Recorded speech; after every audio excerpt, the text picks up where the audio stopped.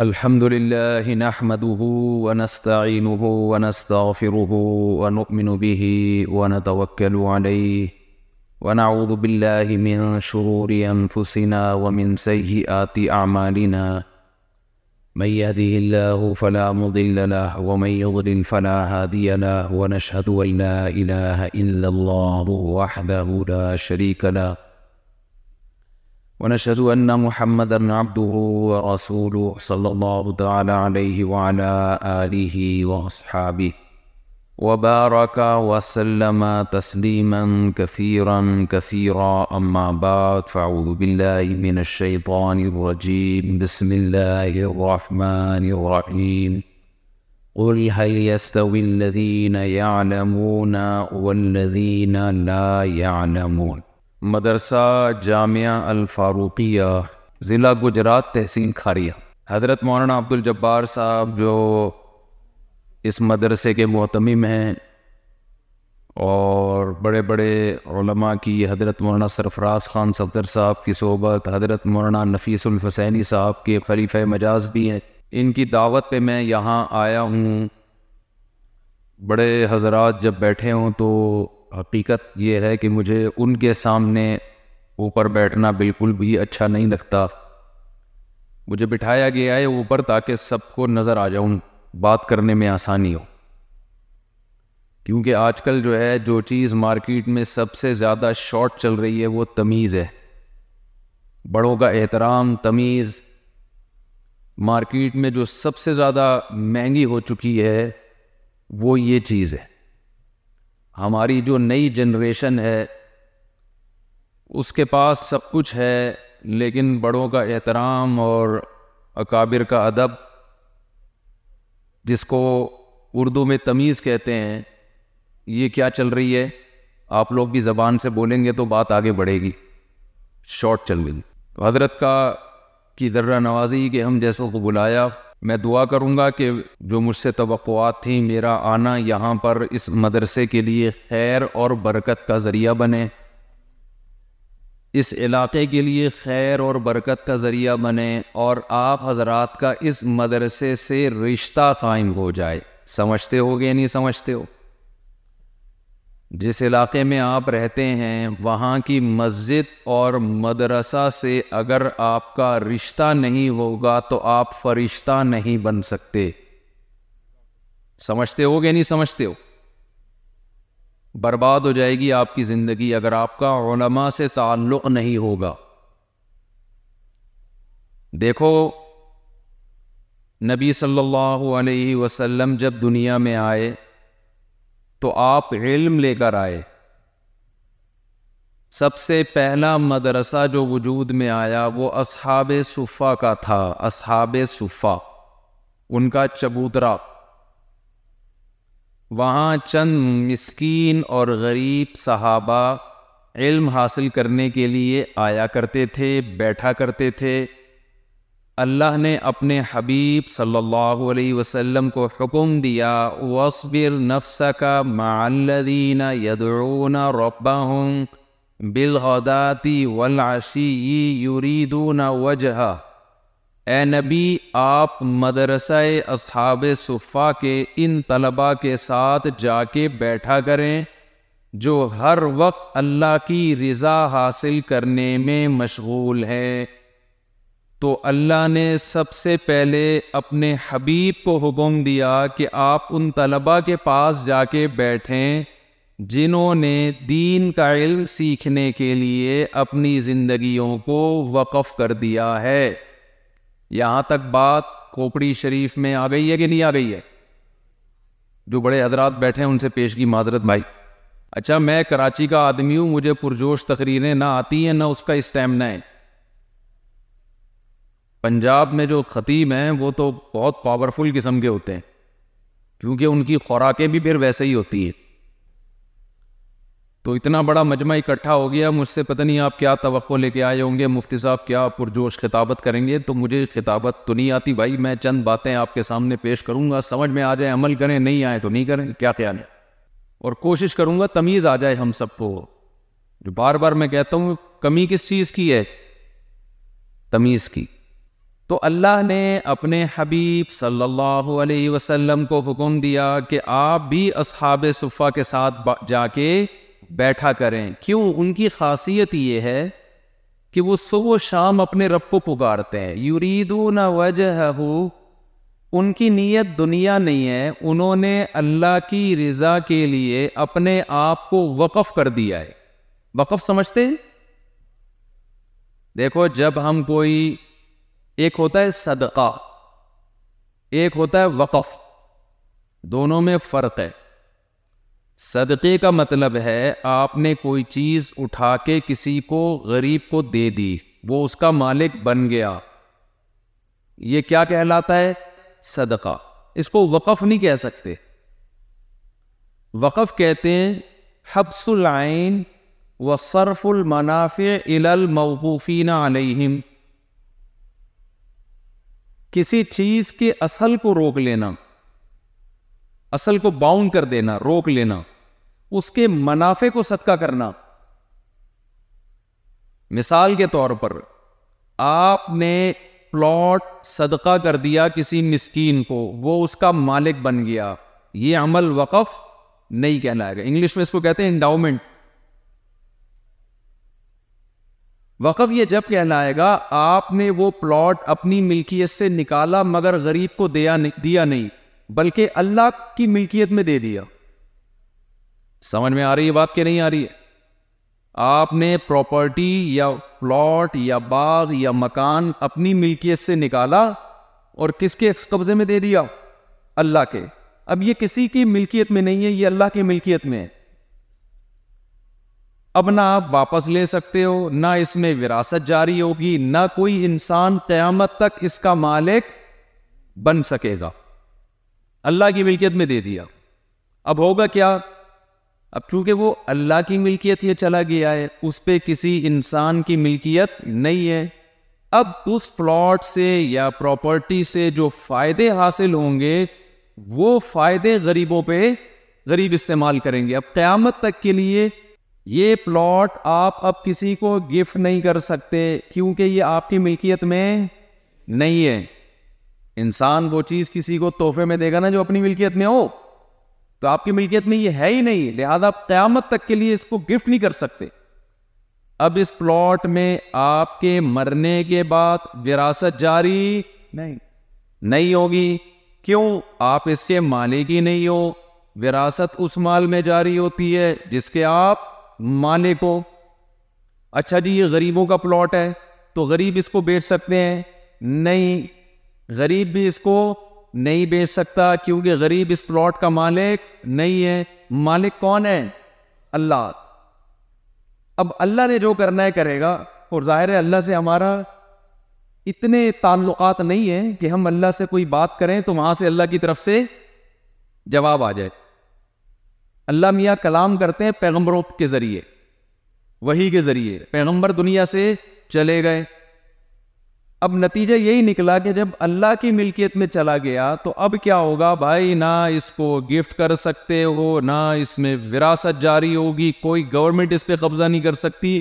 یہ قیامت تک کے لیے، جب تک اللہ ہی قیامت برپا کر کے اس کو تباہ و برباد نہ کر دے، قیامت تک کے لیے یہ اللہ کے لیے چلا گیا، اللہ کی ملکیت میں. اور اللہ نے حکم دیا کہ اس کے سے جو فائدہ حاصل ہوگا اس سے انسانیت کو فائدہ پہنچایا جائے. اب انسانوں کی ملکیت سے یہ کیا ہو گیا ہے؟ نکل گیا.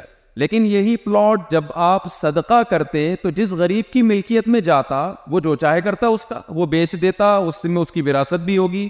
تو آپ کو سمجھ میں آ گیا کہ وقف میں اور صدقے میں کیا فرق ہے. تو یہ جو مدرسے کے طلبہ ہوتے ہیں نا، یہ لوگ اپنے آپ کو دین کی خدمت کے لیے وقف کرتے ہیں. میجورٹی کی بات کر رہا ہوں.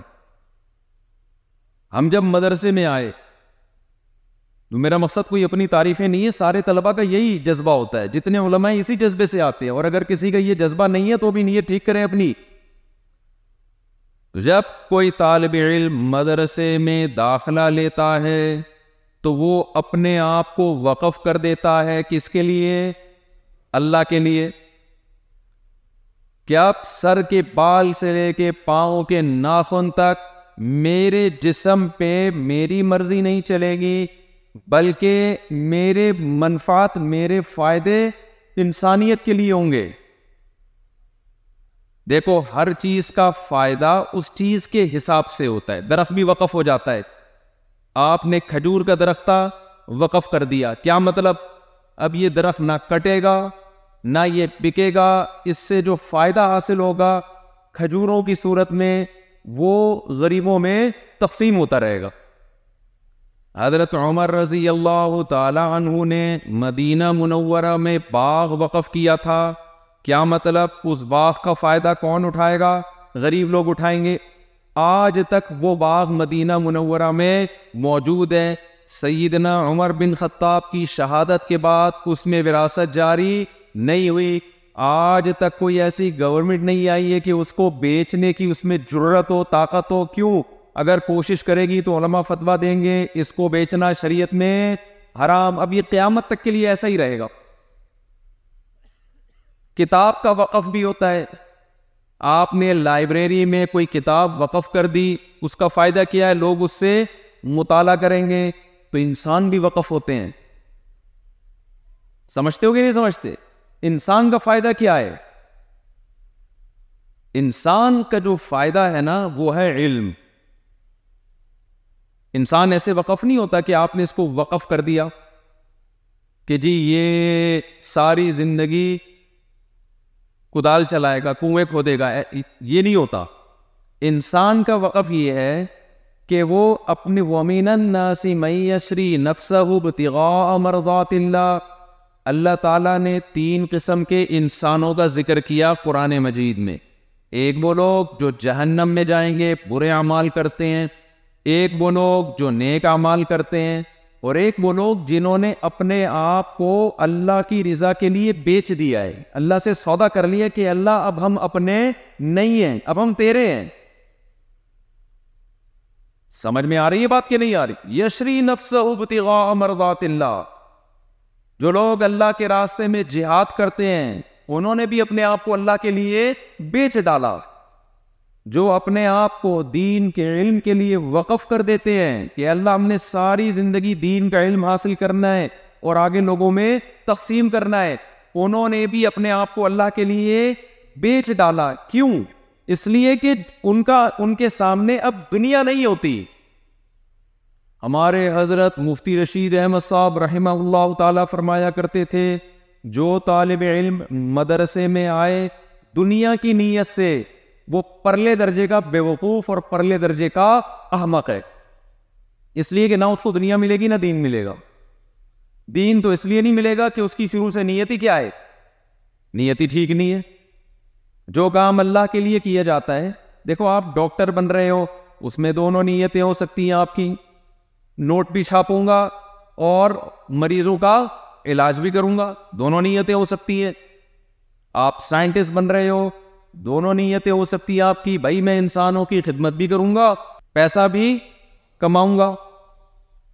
آپ انجینئر بن رہے ہو، دونوں نیتیں ہو سکتی ہیں، بھائی میں لوگوں کی خدمت بھی کروں گا، اپنے فن سے لوگوں کو فائدہ بھی پہنچاؤں گا، روکڑا بھی کماؤں گا۔ لیکن اگر آپ عالم بننے کے لیے آ گئے کہ جی میں دین کا علم حاصل کروں گا اور دوا کے نوٹ بھی چھاپوں گا، تو نہ علم حاصل ہوگا اور نہ نوٹ چھپیں گے۔ آپ کہہ سکتے ہو مولوی صاحب کس قسم کی باتیں کر رہے ہو، نوٹ کیوں نہیں چھاپو؟ آپ ابھی آئے ہو اتنے پروٹوکول کے ساتھ، کراچی سے جہاز میں آئے ہو، اتنی بیگمات اور اتنے بچے یہ وداؤٹ نوٹ پل سکتے ہیں؟ لوگ مولاناؤں کی خوراکوں کو دیکھتے ہیں، لینڈ کروزر میں گھوم رہے ہیں، کھا دیکھو ان کی خوراکیں دیکھو کیا کیا کھا رہے ہیں، باتیں بھی 4 شادیوں کی۔ عام آدمی تو پہلی شادی کی بات کرتے ہوئے گھبراتا ہے، کہاں پہ ٹانگنے لگتی ہے اس کی۔ تو یہ بھوکا آدمی کر سکتا ہے 4 شادیوں کی بات؟ بولو، تو سارے مولوی کر رہے ہوتے ہیں، اس کا مطلب ان کے پیٹ کیا ہے؟ بھرے ہوئے ہیں۔ اور ادھر آپ بات کر رہے ہو جب مولوی بننے کے لیے آئے گا تو دنیا نہیں ملے گی۔ دیکھو اسباب کی دنیا میں دنیا نہیں ملتی، اللہ غیب سے دینا چاہے تو پھر اللہ کے ہاں خزانوں کی کمی نہیں ہے۔ صحیح طالب علم وہ ہے جو کشتیاں جلا کے مدرسے میں آئے، پھر اللہ غیب سے رزق کے دروازے کسی کے لیے کھول دے تو اللہ پہ کوئی پابندی نہیں ہے۔ نیت پیسہ کمانے کی نہیں ہونی چاہیے، اور میجورٹی جو علماء کی ہے ان بیچاروں کو پیسہ ملتا بھی نہیں ہے. ہم جب مدرسے میں آئے نا مولانا بننے کے لیے، تو میں کالج میں تھا، کالج چھوڑ کے آیا میں. تو جب میں مدرسے میں آیا تو ہمارے چونکہ سارے ریلیٹیو ایجوکیٹڈ ہیں، خاندان میں بزنس بھی ہے، ایجوکیشن بھی ہے، تو ہمیں سب سے بڑا تانا یہ دیا جاتا تھا کہ بھائی تم مدرسے میں جا رہے ہو، کھاؤ گے کہاں سے، کماؤ گے کہاں سے؟ تو ہمارے پاس اس سوال کا کوئی جواب بولو نہیں تھا، کوئی جواب نہیں تھا ہمارے پاس. کیوں؟ مولوی کی جو سند ہے نا، اس میں کسی اسکول میں، بینک میں، کہیں بھی چپڑاسی کی جاب بھی نہیں ملتی. کبھی دیکھا یہ مولانا صاحب ہیں جی، یہ جناب صلاح کمپنی میں مینیجر ہے، کیوں ہے جی؟ یہ مولوی کی ڈگری ہے ان کے پاس، کچھ بھی نہیں ملتی. آپ کہہ سکتے ہیں اسلامک بینکنگ میں تو بڑے بڑے مولانا بڑی بڑی پوسٹوں پر ہے، وہ صرف مولوی کی ڈگری ہی ہوتی، اس کے علاوہ دائیں بائیں اور بھی ڈگریاں ہوتی ہیں ان کے پاس. سمجھتے ہو گے نہیں سمجھتے؟ تو اب مسئلہ یہ تھا، ہم سے لوگ سوال پوچھا کرتے تھے کھاؤ گے کہاں سے؟ تو ہم نے اپنے حضرت سے پوچھا کہ حضرت ساری دنیا ہم سے ایک ہی سوال پوچھ رہی ہے، تم مدرسے میں آ گئے، اس ڈگری کی تو دنیا میں کوئی ویلیو نہیں ہے، تو کھاؤ گے کہاں سے؟ حضرت نے فرمایا بول دیا کریں منہ سے. کہاں سے کھائیں گے بھائی؟ منہ سے کھائیں. یہ بڑا کمال ہے کہ پاکستانی منہ سے کھاتے ہیں. اتنی ترقی ہو گئی ابھی تک. چٹکلا سنا دیتا ہوں، وہ 3 بندے بیٹھے ہوئے تھے، ایک امریکن، ایک جاپانی اور ایک پاکستانی. تینوں پھینک رہے تھے نا لمبی لمبی، اپنے ملکوں کی تعریف کر رہے تھے. امریکن نے بولا ہمارے جو ہوائی جہاز ہیں اتنے اونچے چلتے ہیں کہ بالکل آسمان کی چھت سے چپک کے چلتے ہیں. یہ دونوں حیران ہوئے، انہوں نے کہا بالکل چھت سے؟ انہوں نے کہا بس تھوڑا سا نیچے، تھوڑا سا نیچے. جیپنیز تھا، اس نے کہا ہماری آبدوزیں بالکل سمندر کی تہہ سے چپک کے چلتی ہیں اتنی گہرائی میں. یہ دونوں حیران ہوئے، بالکل سمندر کی تہہ سے؟ انہوں نے کہا نہیں، تھوڑا سا اوپر.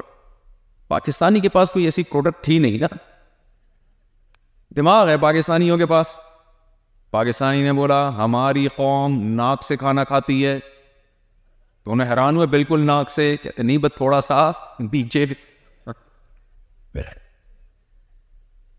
تو ہمارے حضرت فرمایا کرتے تھے بھائی جب کوئی پوچھے کہ کہاں سے کھاؤ گے تو جواب میں کیا کہہ دو؟ منہ سے کھائیں گے. تو 3 چیزیں ہمارے سامنے تھیں جب ہم مولوی بننے کے لیے آئے. نمبر 1 رزق کہاں سے ملے گا. نمبر 2 شادی نہیں ہوگی، کیونکہ صرف مولوی ہونے کی بیس پہ کوئی آپ کو رشتہ نہیں دیتا. آپ کہیں رشتہ لینے کے لیے جائیں، لڑکی والے بٹھائیں گے آپ کو، چائے لا کے رکھیں گے، بسکٹ لا کے رکھیں گے، اس کے بعد پوچھیں گے بیٹا آپ کرتے کیا ہیں؟ آپ بتائیں جی میں میڈیکل سائنس کے کالج کے دوسرے سال میں ہوں. ٹھیک ہے بیٹا ہم 2 سال ویٹ کر لیں گے آپ کا. یہی ہوگا نا؟ بہترین ماشاءاللہ بڑا اچھا رشتہ آیا ہے، بیٹا آپ ایجوکیشن کمپلیٹ کریں. بات کیا ہو گئی؟ پکی. آپ گئے، آپ نے کہا میں جی یونیورسٹی سے انجینئرنگ کر رہا ہوں. بیٹا کتنے سال ہو گئے؟ جی 3 سال ہو گئے. بیٹا ہم آپ کا 1 سال مزید انتظار کر لیں گے.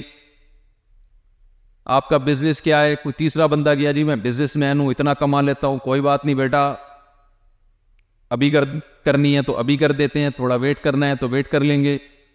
آپ گئے، آپ کیا کرتے ہیں؟ میں نماز پڑھاتا ہوں مسجد میں. اور کیا کرتے ہیں؟ میں نماز ہی پڑھاتا ہوں مسجد. اور کیا ہے؟ بھائی میں فلانے مدرسے سے فارغ، جامعہ فاروقیہ سے فارغ ہوں. بیٹا آپ بالکل فارغ ہیں. آپ کیا ہے؟ آپ یہاں سے بھی کیا ہے؟ فارغ. پتلی گلی سے آپ کیا کریں؟ فوراً نکل جائے. ہاں کبھی دم کروانا ہوا، جن بھگوانا ہوا، جنازہ ونازہ ہوا تو انشاءاللہ ہم آپ کو بلائیں. جنازے کے سلسلے میں آپ آئیے گا، ختنے کی دعا کروانے آ جائیے گا. ختنے پہ بھی دعائیں ہو رہی ہیں آج کل. تو 3 خوف تھے ہمیں. خوف تو نہیں تھے لیکن 3 چیزوں سے لوگ ڈراتے تھے. رشتہ کوئی نہیں دے گا، نمبر 2 کھاؤ گے کہاں سے، نمبر 3 ملا کی دوڑ، مسجد سے گھر تک کہیں جانا اور ٹریولنگ نصیب بولو نہیں ہو. تو میرے بھائی میں لبرل طبقے کو یہ بات بتانا چاہتا ہوں کہ ہم اسی جذبے سے وقف کیا ہم نے اپنے آپ کو. آج لوگ مولاناؤں کی کہ سفر دیکھ رہے ہوتے ہیں کہ پیرس میں گھوم رہے ہیں، یہ جاپان میں گھوم رہے ہیں، یہ جناب کبھی وہاں جا رہے ہیں کبھی وہاں جا رہے ہیں، بزنس کلاس میں بیٹھے ہوئے ہیں اور جناب 4 شادیوں کی باتیں کر رہے ہیں. بچوں کی اسپیڈ کوئی روکنے والا کوئی ہے ہی نہیں. فیملی پلاننگ والے چیخ رہے ہیں غربت، مہنگائی، اور ان کو اسپیڈ کی پڑی ہوئی ہے. مجھے جب بھی ابھی ہمارے ایک دوست تھے ان کو میں نے بتایا اتنے ہو گئے، انہوں نے کہا کتنے بچے، میں نے کہا اتنے ہو گئے. پھر میں نے دوبارہ گنے تو غلط رپورٹ تھی وہ. میں نے کہا یار یہ رپورٹ صحیح نہیں ہے، ذرا اس کو کریکشن کر لیں. سمجھ رہے ہیں؟ یہ فیملی پلاننگ والے بولتے ہیں یار ان کو دیکھو یار. تو جو بھی مولویوں پہ اس طرح کے اعتراضات کیے کرے نا، اس سے بولا کرے کہ ٹھیک ہے اگر مولویوں میں اتنی عیاشی ہے تو 2 بچے اپنے تم بھی کیا بنا دو، مولوی بنا دو. نہیں بناتے. کیوں؟ سروے کریں گے تو سینکڑوں میں کوئی ایک آدھ بیچارہ کھاتا پیتا ہوا نظر آئے گا آپ کو. آپ مدرسوں میں جا کے بیچارے مولویوں کا حال تو دیکھو، تھوڑی تھوڑی تنخواہوں میں سارا دن پڑھا رہے ہوتے ہیں. تو ہم بھی اسی جذبے سے آئے تھے بھائی. پھر کسی کے لیے اللہ، اور اتنے رزق کے دروازے نہیں کہ جو 12 کروڑ میرے بارے میں بھی کوئی پوسٹ چلی ہے کہ 12 کروڑ کما رہے ہیں، 100% جھوٹ ہے. لوگ کہہ رہے ہیں 12 کروڑ روپے کما رہے ہیں تو غلط پوسٹ چلائی ہے کسی نے. 12 کروڑ کما رہا ہوتا تو میں ڈائریکٹ ہیلی کاپٹر سے اپنے ہیلی کاپٹر سے یہاں کے اترتا میں. تو لیکن جذبہ مولویوں کا کیا ہوتا ہے جو مدرسوں میں جاتے ہیں؟ ہاں دیکھو 2 نمبر لوگ دنیا میں ہر جگہ ہوتے ہیں، سارے ایک جیسے نہیں ہوتے. کچھ 2 نمبر بھی ہیں جو نوٹ چھاپ رہے ہیں بیٹھ کے، چندوں سے چل رہے ہیں، وہ خیانتیں کر رہے ہیں. میں تو ایک عام طبقے کی بات کر رہا ہوں نا. تھوڑے لوگ تو ہر فیلڈ میں غلط ہوتے ہیں نا. ڈاکٹروں میں 1 نمبر بھی ہوتے ہیں، 2 نمبر بھی ہوتے ہیں، حکیموں میں 1 نمبر بھی ہوتے ہیں، 2 نمبر بھی ہوتے ہیں، سیاستدانوں میں 1 نمبر بھی ہوتے ہیں، 2 نمبر بھی ہوتے ہیں، پیروں میں 1 نمبر بھی ہوتے ہیں، 2 نمبر. تو مولویوں میں بھی پھر ظاہر ہے چند 2 نمبر بھی ہوں گے. تو چند کی وجہ سے سب کو برا کہنا، سارے مدرسوں کو غلط کہنا، یہ بہت خطرناک بات ہے. تو دینی جذبے سے طلباء اپنے آپ کو قربان کرتے ہیں. ہم سے لوگ کیوں کہتے تھے کہ کھائے ہوئے کہاں سے؟ کیونکہ طالب علم اپنی جوانی کا بہترین حصہ 8-10 سال کے لیے مدرسے میں وقف کر دیتا ہے. یہ 8-10 سال کوئی کام نہیں ہے. کئی سال پرانی بات ہے، جب ہم چھوٹے تھے ایک انگریز نے بنوری ٹاؤن کراچی کا سروے کیا اور ایک رپورٹ تیار کی. اس نے کہا یہ عجیب قوم ہے، یہاں طالب علم اسلام کے لیے 8-10 سال علم حاصل کر رہے ہیں. اپنی جوانی کا وہ حصہ جو یہ کاروبار میں لگاتے تو نوٹ چھاپتے، یہ کسی اور فیلڈ میں جاتے تو کہاں سے کہاں نکل جاتے. یہ 8-10 سال صرف اسلام سیکھنے میں لگا رہے ہیں تاکہ آگے لوگوں کو سکھا سکیں. اس نے کہا یہ بڑی عجیب بات ہے، دنیا میں کسی مذہب کے لیے کوئی اتنی قربانی نہیں دیتا.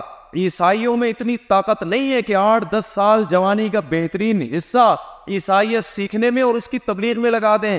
یہودی میں اتنا دم نہیں ہے کہ 8-10 سال جوانی کا بہترین حصہ یہودیت سیکھنے میں اور اس کی تبلیغ میں بغیر کسی لالچ کے لگا دیں. کسی بھی مذہب میں، ہندوؤں میں اتنا دم نہیں ہے، کسی بھی مذہب میں نہیں ہے کہ خالص اللہ کے لیے جس میں ان کو کوئی دنیا کا فیوچر نظر نہیں آ رہا. یہ اسلام کے زندہ اور معجزے ہونے کی بہترین دلیل ہے. اس گورے نے لکھا کہ یہ مذہب ختم نہیں ہونے والا. سمجھ میں آ رہی بات کہ نہیں آ رہی ہے؟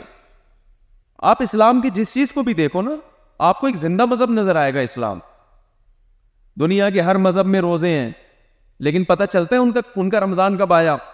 مسلمانوں کا رمضان جیسے ہی آتا ہے پوری دنیا میں ایک کھلبلی مچ جاتی ہے.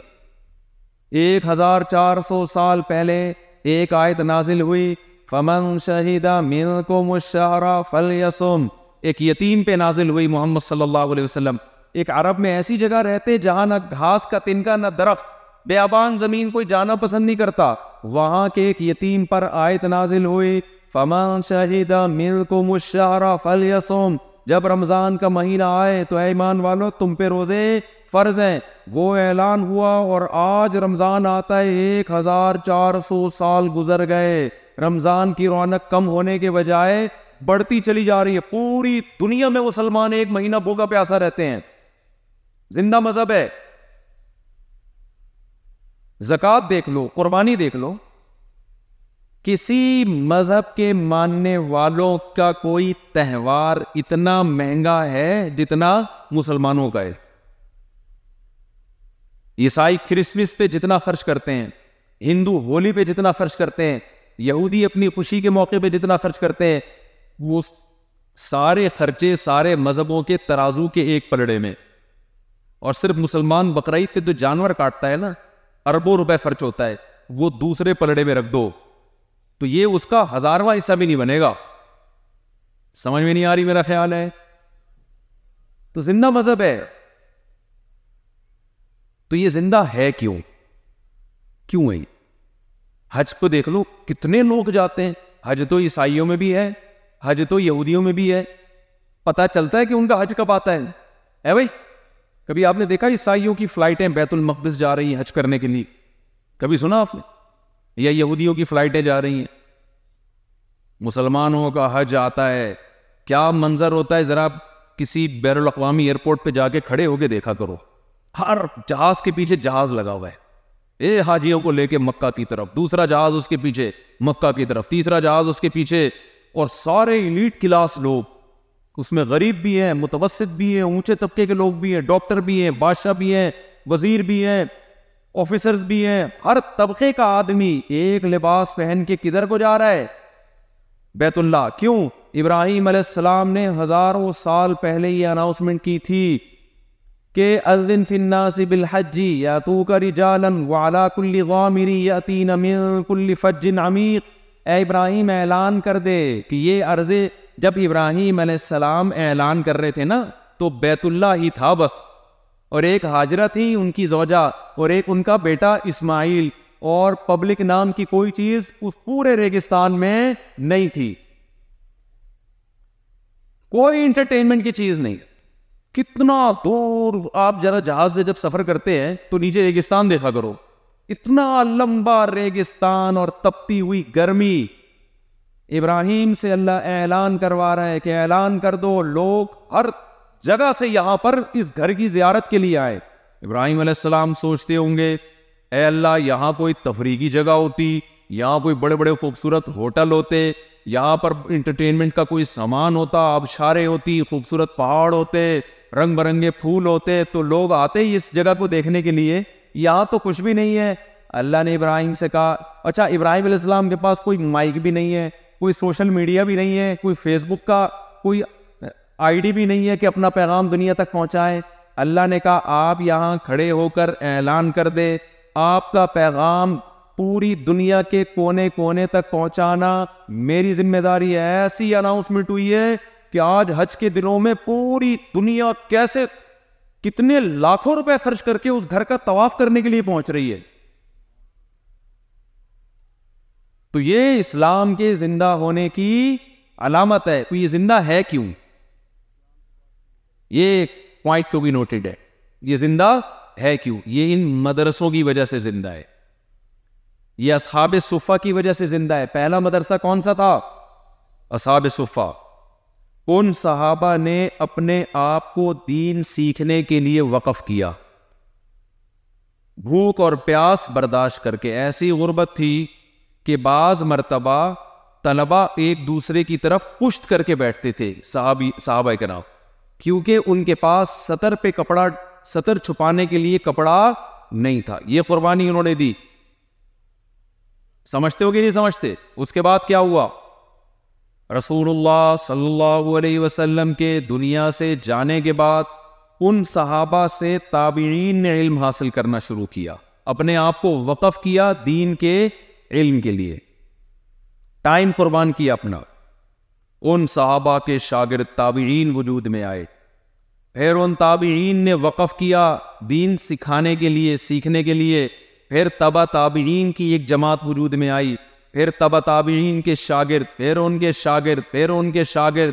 یہ سلسلہ 1400 سال سے چلتا چلتا ہمارے دینی مدارس تک پہنچا. ہمارے مدرسوں میں کوئی استاذ اس وقت تک اس کا پڑھانا معتبر نہیں ہے جب تک اس کی سند متصل کے ساتھ محمد صلی اللہ علیہ وسلم تک نہ ملتی ہو. اس کے ذمے ہیں طلبہ پوچھیں آپ نے بخاری کس سے پڑھی، وہ بتائیں گے ہم نے فلاں سے پڑھی. انہوں نے کس سے پڑھی؟ وہ بتائیں گے ہم نے فلاں سے پڑھی. انہوں نے کس سے پڑھی؟ وہ بتائیں گے ہم نے فلاں سے پڑھی. انہوں نے کس سے پڑھی؟ وہ بتائیں گے ہم نے فلاں سے پڑھی. یہ سلسلہ ہوتے ہوتے امام بخاری تک پہنچے گا, امام بخاری کے استاذ تک, پھر استاذ سے ہوتا ہوا صحابی تک, اور صحابی سے محمد صلی اللہ علیہ وسلم تک. درمیان میں اگر یہ ایک سلسلہ بھی ڈسکنیکٹ ہو گیا تو اس استاذ کا علم معتبر نہیں ہے. یہ سہولت آپ کو کہاں ملے گی؟ مدرسوں میں. اس کی ویلیو کتنی ہے سند کی؟ اس کو میں جلدی سے آپ کے سامنے بتاتا ہوں. دیکھو, اور آج نا یہ بڑا پھیل رہا ہے ہماری سوسائٹی میں کہ میں قرآن کچھ سمجھتا ہوں, میں کسی سے مجھے سمجھنے کی ضرورت نہیں ہے. یہ ڈائلاگ بہت سنا ہوگا نا آپ نے, ابے ہمیں ان مولویوں سے سیکھنے کی ضرورت نہیں ہے. یہ ڈائلاگ سنا ہے؟ یہ آج جتنے بھی نئے نئے مارکیٹ میں اسکالرز آ رہے ہیں نا, بھائی ہم نے قرآن اور حدیث کو خود سمجھا ہے, ہم کسی سے ہمیں سیکھنے کی ضرورت نہیں ہے. یہ اپنی جہالت کا خود اعتراف ہے کہ ہم گمراہ ہیں. جو آدمی یہ کہہ دے نا کہ میں نے خود سے قرآن و حدیث کو سیکھا ہے, میں نے کسی کو استاذ اور معلم نہیں بنایا, اس کا مطلب اس نے اپنی گمراہی پہ کیا لگا دی؟ مہر لگا دی. بزبان حال کہہ دیا کہ مجھ سے بالکل سیکھنے کی ضرورت نہیں. کیوں؟ وجہ اس کی یہ ہے کہ قرآن, ہم لوگوں سے کہتے ہیں نا دین کا علم حاصل مدرسوں میں آ کے کرو. لوگ کہتے ہیں نہیں مدرسوں میں جانے کی ضرورت نہیں ہے. ہم کہتے ہیں دین کا علم علماء سے سیکھو, قرآن علماء سے سیکھو, حدیث علماء سے سیکھو, فقہ علماء سے سیکھو. لوگ کہتے ہیں نہیں ہمیں مولویوں سے بڑی وحشت ہے, مولویوں سے نہیں سیکھنا. پھر ہم کہتے ہیں یار میڈیکل سائنس کا علم ڈاکٹروں سے سیکھا جائے گا نا. کبھی خود سے کتابیں پڑھ کے میڈیکل سائنس کا علم حاصل کر کوئی آدمی کلینک کھول کے بیٹھا ہے, آپ پہنچ گئے گردے میں پین ہے آپ کے, آپ نے کہا یار میری ادھر گردے میں پین ہے, تو اس نے کہا میں نکال دوں گا پتھری. سر آپ سرٹیفائڈ ڈاکٹر ہیں؟ کہتے ہیں میں کسی ڈاکٹر کو لفٹ نہیں کرا. سر آپ نے MBBS کیا؟ میں نے کوئی MBBS نہیں کرا. وہ بھائی پھر آپ پتھری نکالیں گے کیسے؟ یہ کتاب ہے, یہ گردہ ہے, پتھری نکالنے کا طریقہ ہے. آپ لیٹو گے اس کے سامنے, بولو نا, بولو گے بھائی تو کچھ اور کام کر لے, صحیح ہے نا, تو گردے بیچنا شروع کر دے قصائی بن کے, وہ زیادہ بہتر ہے. لیکن جب یہی کام دین کے ساتھ ہوتا ہے, لوگ مسئلہ پوچھتے ہیں کسی بھی اسکالر سے, شرعی مسئلہ, ہم کہتے ہیں بھائی علماء سے پوچھو, تو وہ کہتے ہیں دین میں ایسا کچھ بھی نہیں ہے, دلیل سے جو بھی بات کرے گا اس کی بات کو ہم لیں گے. ہم کہتے ہیں بھائی آپ میں دلیل سمجھنے کی صلاحیت ہی نہیں ہے. اس کے لیے بھی ایک لیول ہوتا ہے کہ دلیل سمجھنے کی صلاحیت پیدا ہو جائے آپ کے اندر. وہ کہتے ہیں صلاحیت کچھ نہیں ہوتا. تو ان لوگوں کے لیے میں دلیل پیش کر رہا ہوں کہ آپ کو علم علماء سے سیکھنا پڑے گا. ان کے لیے دلیل قرآن میں بھی ہے, حدیث میں بھی ہے, اجماع امت سے بھی ثابت ہے. دیکھو قرآن مجید میں اللہ تعالیٰ کا ارشاد ہے, بعث فی الامیین رسولا, 28واں پارہ. اللہ کہتے ہیں ہم نے ان لوگوں میں جو پڑھے لکھے نہیں تھے, عرب تھے, ان میں ایک رسول کو بھیجا. اس رسول کا کام کیا ہے؟ یتلو علیہم آیاتہ, یہ رسول ان کو ہماری آیات پڑھ کے سنائیں گے, یعنی قرآن ان کے سامنے پیش کریں گے. وَيُعَلِّمُهُمُ الْكِتَابَ, پھر قرآن ان کو سکھائیں گے بھی. پتہ چلا کہ نبی کی ذمہ داری قرآن پیش کرنا بھی ہے اور قرآن سمجھانا بھی ہے, صرف پیش کر دینا کافی نہیں ہے. اب آپ مجھے ایک بات بتاؤ, صحابہ کرام عربی زبان سے واقف تھے, انہی کی زبان میں قرآن نازل ہوا, لیکن قرآن کہہ رہا ہے کہ یہ قرآن خود سے نہیں سمجھیں گے, بلکہ ان کو کون سمجھائے گا؟ محمد صلی اللہ علیہ وسلم سمجھائیں گے. قرآن کہہ رہے ہیں نبی صلی اللہ علیہ وسلم کی 3 ذمہ داریاں ہیں. نمبر 1 قرآن پیش کرنا. نبی نے یہ ذمہ داری پوری کی یا نہیں کی؟ یقیناً پوری کی, پیش کر دیا ہمارے سامنے. اب آج کے اسکالرز کہتے ہیں جب ہمارے سامنے نبی نے قرآن پیش کر دیا تو ہم اخبل طریقے سے سمجھیں گے اس کو.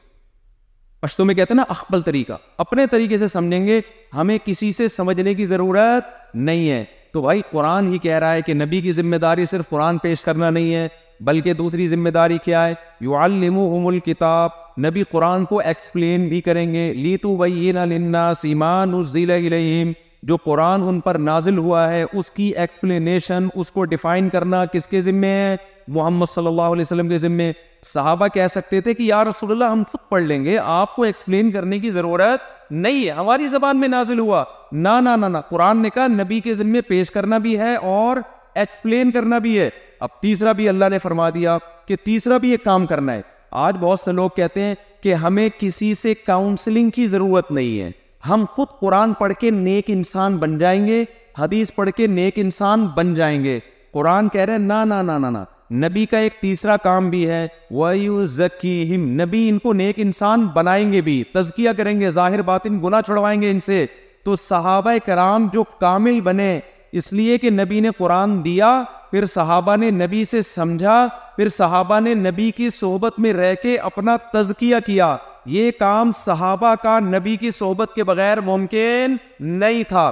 اب مجھے ایک بات بتاؤ، پھر صحابہ کرام دنیا میں گئے، ان کے شاگرد تابعین وجود میں آئے، تو کیا کوئی تابعی یہ کہہ سکتا تھا کہ میں قرآن اخفل طریقے سے سمجھوں گا، مجھے کسی سے سمجھنے کی ضرورت نہیں ہے، یا میں خود اپنا تزکیہ کر لوں گا، مجھے کسی اللہ والے یا بزرگ کی ضرورت نیک بننے کے لیے نہیں ہے، میں خود بخود ہی بن جاؤں گا؟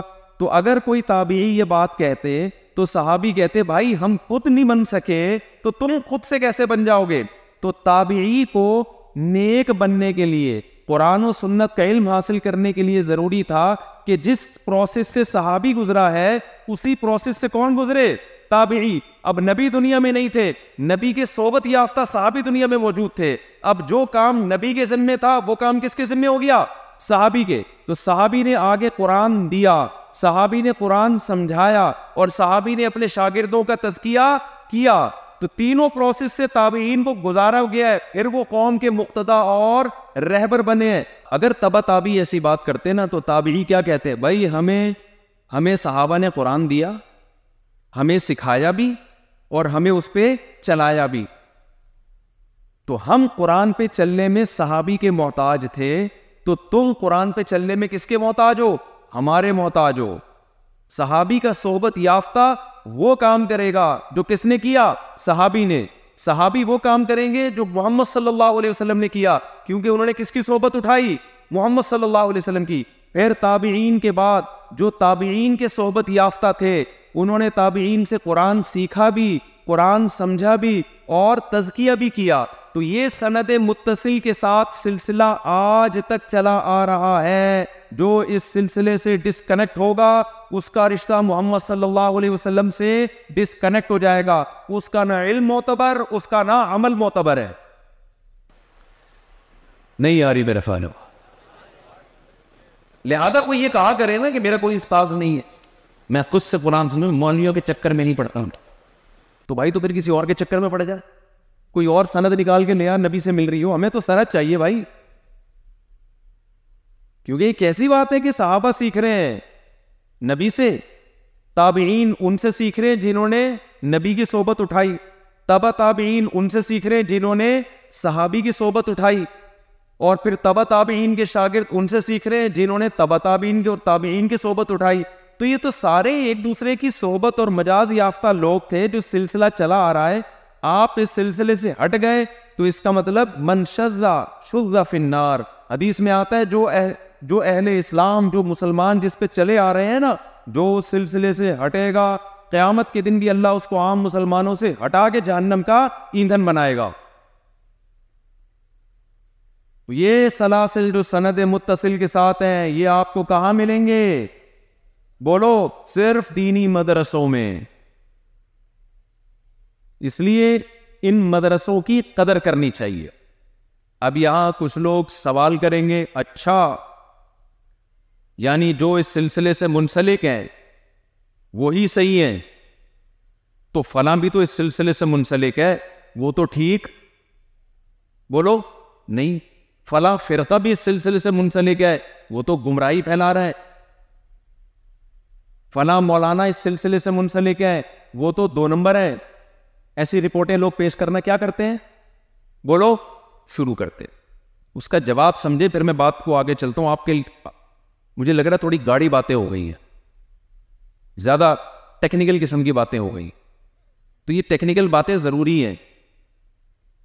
پھر میں ذرا شادیوں پہ بھی آ رہا ہوں، ابھی شادیوں پہ بھی آپ کسی سے جب علاج کرانے جاتے ہو، کلینک کھول کے بیٹھا ہے وہ، تو سب سے پہلے یہ ضروری ہے کہ وہ ڈاکٹروں کے سلسلے سے ہو، اس نے کے ٹیچر ڈاکٹرز ہوں، ان ڈاکٹرز کے ٹیچر کیا ہوں؟ انہوں نے بھی ڈاکٹروں سے پڑھا ہو، ان کے ٹیچروں نے بھی ڈاکٹر سے پڑھا ہو۔ یہ تو پہلی شرط ہے اہل حق کی فہرست میں داخل ہونے کی. اس کے بعد پھر مزید بھی شرطیں ہیں کہ بندہ ٹھیک بھی ہے کہ نہیں ہے. لیکن اگر پہلی شرط ہی نہیں پائی جائے تو پھر یہ دیکھنے کی ضرورت ہی نہیں رہتی ہے کہ یہ بندہ ٹھیک ہے یا نہیں ہے. آج کے جو اسکالرز مارکیٹ میں آ رہے ہیں ان میں پہلی شرط پائی نہیں جاتی, لہذا ان کے ٹھیک ہونے کا سوال ہی پیدا نہیں ہوتا.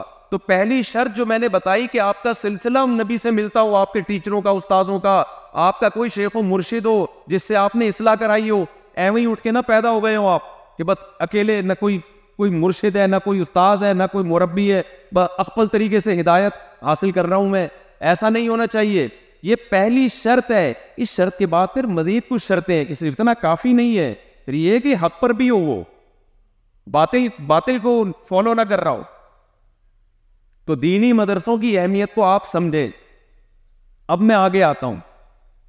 ہمارے یہاں بڑا سوال ہمارے لبرل طبقہ کرتا ہے کہ مولوی صاحب ان دینی مدرسوں پہ آپ لوگ اتنا زور کیوں لگاتے ہیں, ان کا سوسائٹی میں کردار کیا ہے سوائے چندہ مانگنے کے.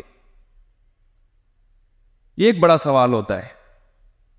بھائی مجھے ایک بات بتاؤ, آپ کے گردے میں درد ہے, بہت سے لوگوں کے ہوتا ہے, ڈاکٹر کے پاس جاؤ گے میڈیسن دے گا, مولوی کے پاس جاؤ گے اس کا علاج ہے مولوی کے پاس, بولو نا نہیں ہے. تو سوسائٹی کی ایک ضرورت ہے جس کے گردے میں تکلیف ہو اس کا علاج ہونا چاہیے, تو یہ مولوی کے پاس ہے علاج نہیں ہے. تو لبرل لوگ بولتے ہیں کہ یہ کیا فائدہ ہے, گردے کا علاج تو کر نہیں سکتے. آپ کے سر میں درد ہے, ڈاکٹر کے پاس جاؤ گے پیراڈول کھلائے گا, ایجاد بھی ڈاکٹروں نے کی ہے. مولانا کے پاس جاؤ گے چندہ مانگ لے گا, وہ سر کا درد کیا ہو جائے گا, کم ہونے کے بجائے بڑھ جائے گا. اے بھائی آپ غریب ہو, بے روزگار ہو, کسی تاجر کے پاس جاؤ گے ملازمت دے دے گا یا کاروبار کا طریقہ بتا دے گا. مولانا کے پاس جاؤ گے تو کوئی کاروبار کا طریقہ بتائے گا آپ کو.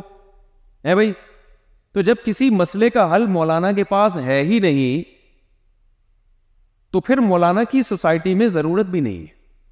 اب جب مولانا کی ضرورت نہیں ہے تو جن فیکٹریوں میں مولانا جیسی پروڈکٹ تیار ہوتی ہے جن کو مدرسہ کہا جاتا ہے اس کی ضرورت بھی نہیں ہونی چاہیے. جب ایک پروڈکٹ ہی غلط ہے تو پروڈکٹ کے لیے فیکٹری لگانا تو اور غلط ہو گیا نا.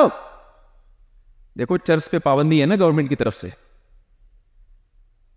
تھانوں میں نہیں ہے.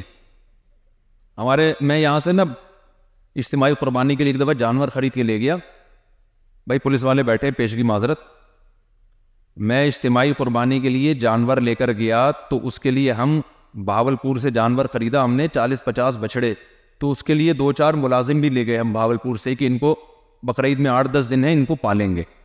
اب وہ کام ہی نہیں کر رہے. میں نے پوچھا یار یہ تو پڑے رہتے ہیں کام ہی نہیں کرتے, تو لڑکوں نے بتایا کہ یہ کہہ رہے ہیں کہ ہمیں چرس کی عادت ہے, مفتی صاحب سے کہو ہمارے لیے کس کا انتظام کریں, چرس کا, یہاں چرس نہیں مل رہی ہم. میں نے کہا بھائی ہمارے پاس تو چرس کا کوئی سیٹ اپ نہیں ہے. ایک بندے نے کہا تھانے کے علاوہ کہیں سے نہیں ملے گی, یہاں تھانے کے علاوہ. اب میں تو اچھی تعویل کر رہا ہوں کیونکہ پولیس والے چرسیوں کو پکڑتے ہیں تو چرس برآمد ہوتی ہے, میں اچھی تعویل کر رہا ہوں. بعد میں پتہ نہیں وہ تھانے گئے نہیں گئے, اللہ ہی جانے.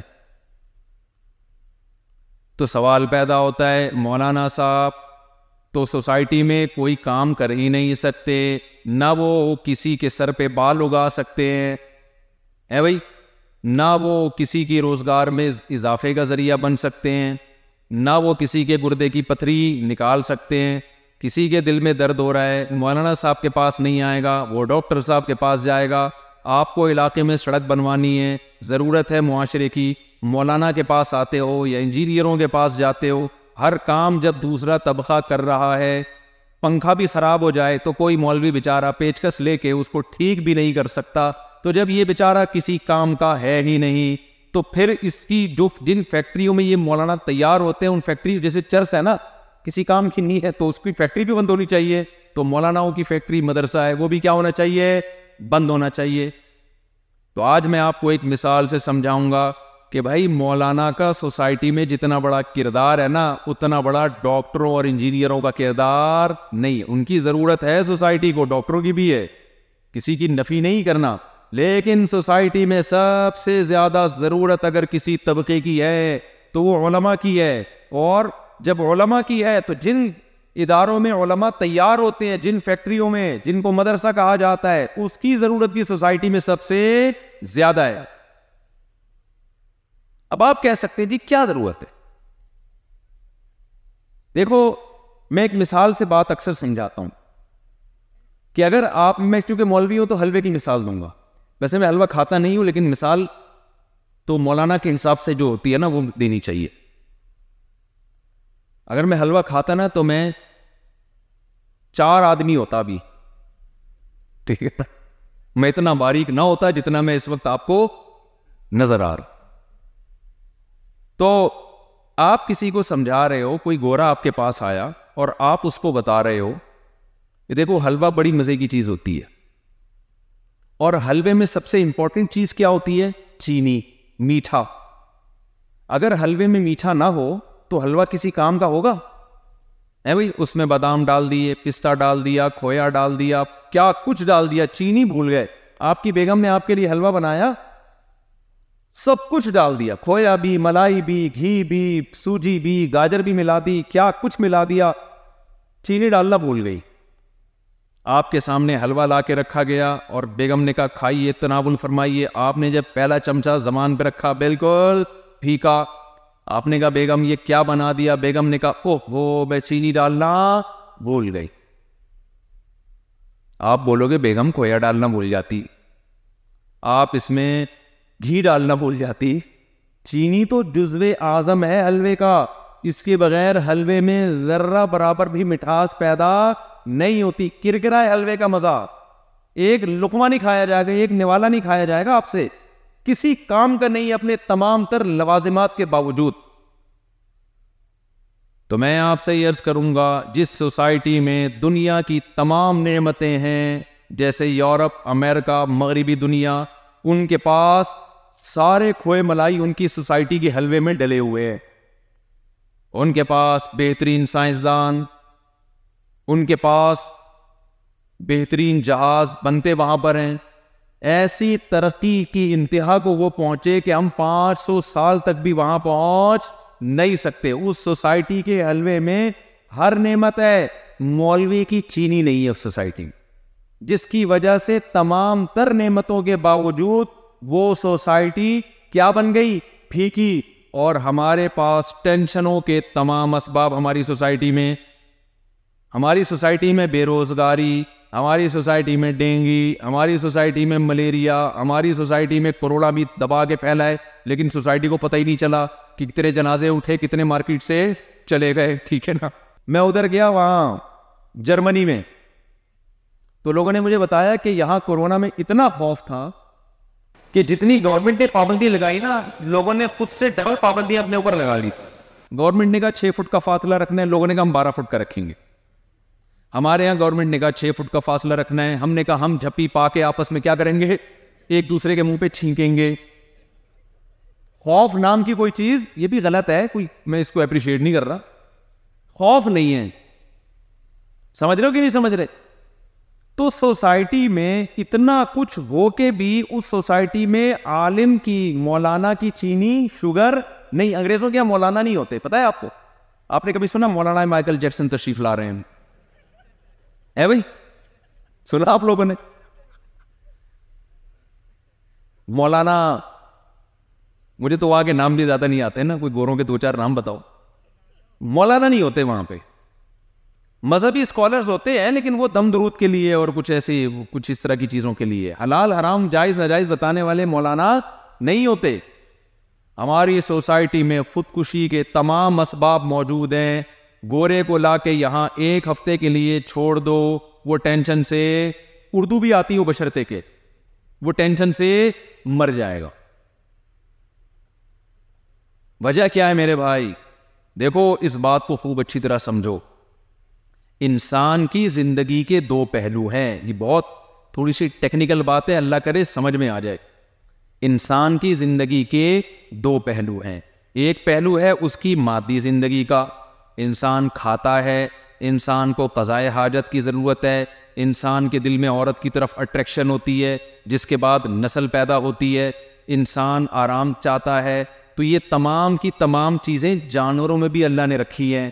گدھے بھی کھاتے ہیں، گدھے بھی فیمیل کی طرف جاتے ہیں، گدھیاں بھی پیدا ہوتی ہیں، گدھے بھی پیدا ہوتے ہیں. یہ سارا سیٹ اپ اللہ نے جانوروں میں بھی رکھا ہے. ان کو بھی آرام چاہیے، انسان کو بھی آرام چاہیے. انسان بھی بیمار ہوتا ہے، دوا چاہیے. جانور بھی بیمار ہوتے ہیں، ان کو بھی دوا چاہیے. مادی زندگی کے اعتبار سے انسان میں اور گدھے گھوڑے میں کوئی فرق نہیں ہے، لیکن انسان کی ایک اور زندگی ہے جس کو تہذیب کہا جاتا ہے، جس کو روحانی زندگی کہا جاتا ہے. یہ روحانی زندگی انسان کو جانوروں سے ممتاز کرتی ہے. مادی زندگی کے اعتبار سے انسان اچھے برے نہیں ہوتے، سیم ہوتے ہیں.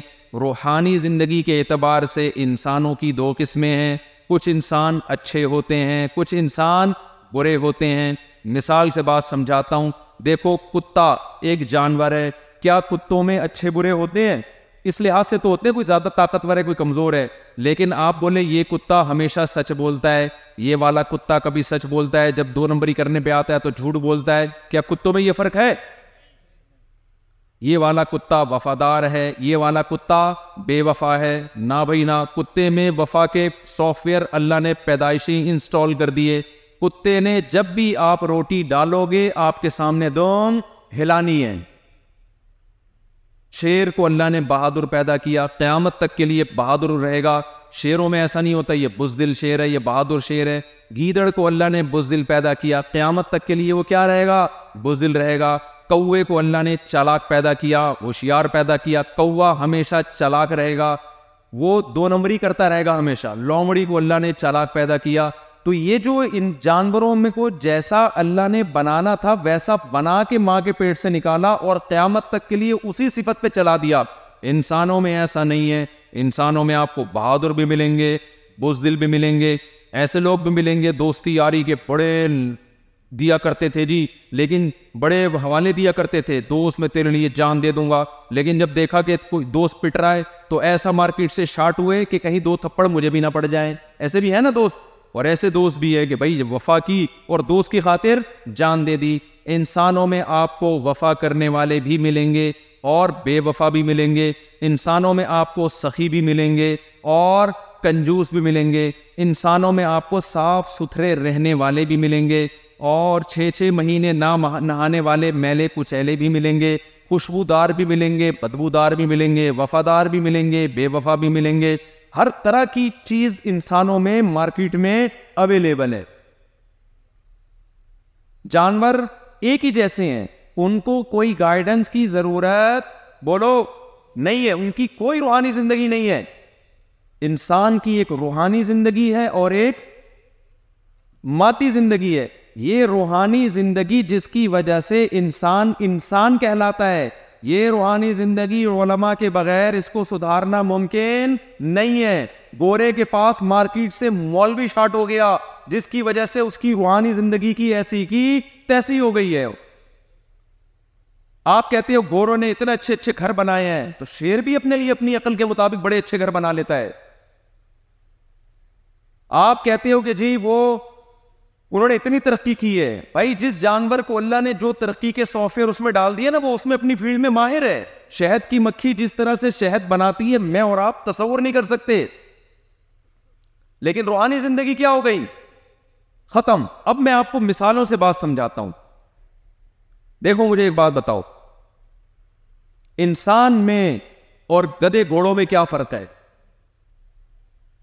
انسان نکاح کر کے زندگی گزارتا ہے، گدھے گھوڑے ان کا صرف فزیکل ریلیشن ہوتا ہے مادی کے ساتھ، نکاح ان میں نہیں ہوتا. آپ مجھے ایک بات بتاؤ، آپ اپنے گدھے کا تعارف کروا رہے ہو، کبھی ایسا تعارف کرو یہ میرا گدھا ہے، یہ اس کے ماموں ہے، اس کی خالہ ہے، اس کی پھوپھی، یہ اس کی بہو، یہ اس کا داماد. کبھی گدھے کا ایسا تعارف کروایا آپ نے؟ ابھی مجھے یہ گھوڑ سواری کروا رہے تھے یہاں پہ، تو میں نے پوچھا یہ کیسا گھوڑا ہے، بس اتنا انٹروڈکشن کروایا، یہ مضبوط گھوڑا ہے. یہ نہیں بتایا کہ یہ جو گھوڑا ہے یہ اس کی والدہ ہیں، یہ اس کا ماموں ہیں، یہ اس کی پھوپھی ہے، یہ اس کی خالہ ہے، یہ اس کی بہو ہے. گدھے گھوڑوں میں یہ سیٹ اپ بولو نہیں ہوتا. کیوں نہیں ہوتا؟ انسانوں میں ہوتا ہے. انسانوں میں کہاں سے آیا یہ سیٹ اپ؟ گدھے گھوڑوں میں نکاح نہیں ہوتا، انسانوں میں کیا ہوتا ہے؟ نکاح ہوتا ہے. تو یہ نکاح پہ لانے والے کون ہیں؟ پیغمبر، اور پیغمبروں کے بعد علماء.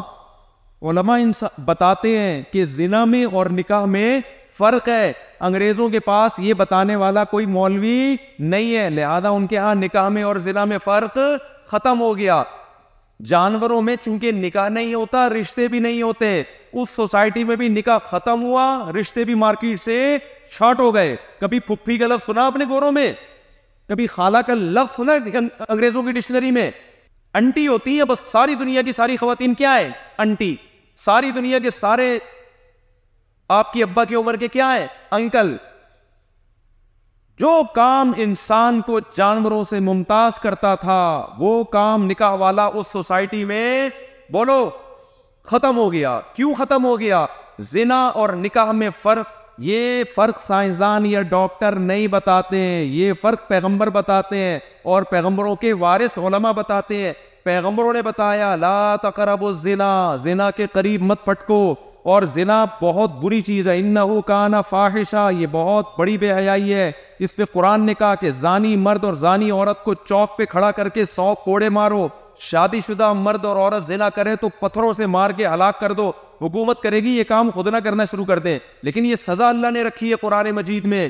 یہ سزا کی وجہ کیا ہے؟ انسانی نظام کو بچانا, رشتوں میں جوڑنا. انگریزوں نے چونکہ کوئی ڈاکٹر کی یہ فیلڈ ہی نہیں ہے, ڈاکٹر کہے گا بھائی نکاح میں بھی وہی ہوتا ہے جو زنا میں ہوتا ہے, میڈیکلی کوئی نقصان نہیں ہے اس کا. جس کا ریزلٹ کیا نکلا؟ سوسائٹی تباہ ہو گئی. پہلے سوسائٹی میں رشتے غائب ہونا شروع ہوئے, یہاں تک کہ آدھی سے زیادہ سوسائٹی کے ابا ہی مارکیٹ سے شارٹ ہو گئے. میں اکثر ایک مثال دیتا ہوں. آپ کے یہاں کوئی رشتہ لے کر آئے آپ کی بیٹی کے لیے, آپ کہیں بیٹا آپ کے والد صاحب خیریت سے ہیں؟ وہ جواب میں کہے گا ہاں خیریت سے ہیں یا نہیں ہے, یہی کہے گا نا. اگر وہ جواب میں کہ میرے ابا ہیں ہی نہیں, میرے ابا ہے ہی نہیں, آپ کہیں گے کہ انتقال ہو گیا؟ کہہ رہے نہیں ہے ہی نہیں, پتہ نہیں کون ہے, وسیم ہے شاید, میں بھی وہ ان کی, یا غفار صاحب ہیں, واللہ عالم.